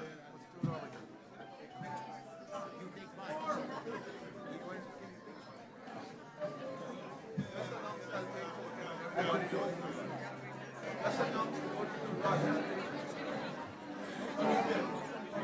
Ladies and gentlemen, His Excellency is asking me to let you know he's available to take photos with every single one of you. There's no need to rush. I also want to say, when the history books of our time is written, His Excellency the President will go down as one of the greatest Guyanese leaders ever. Thank you very much, Mr. President.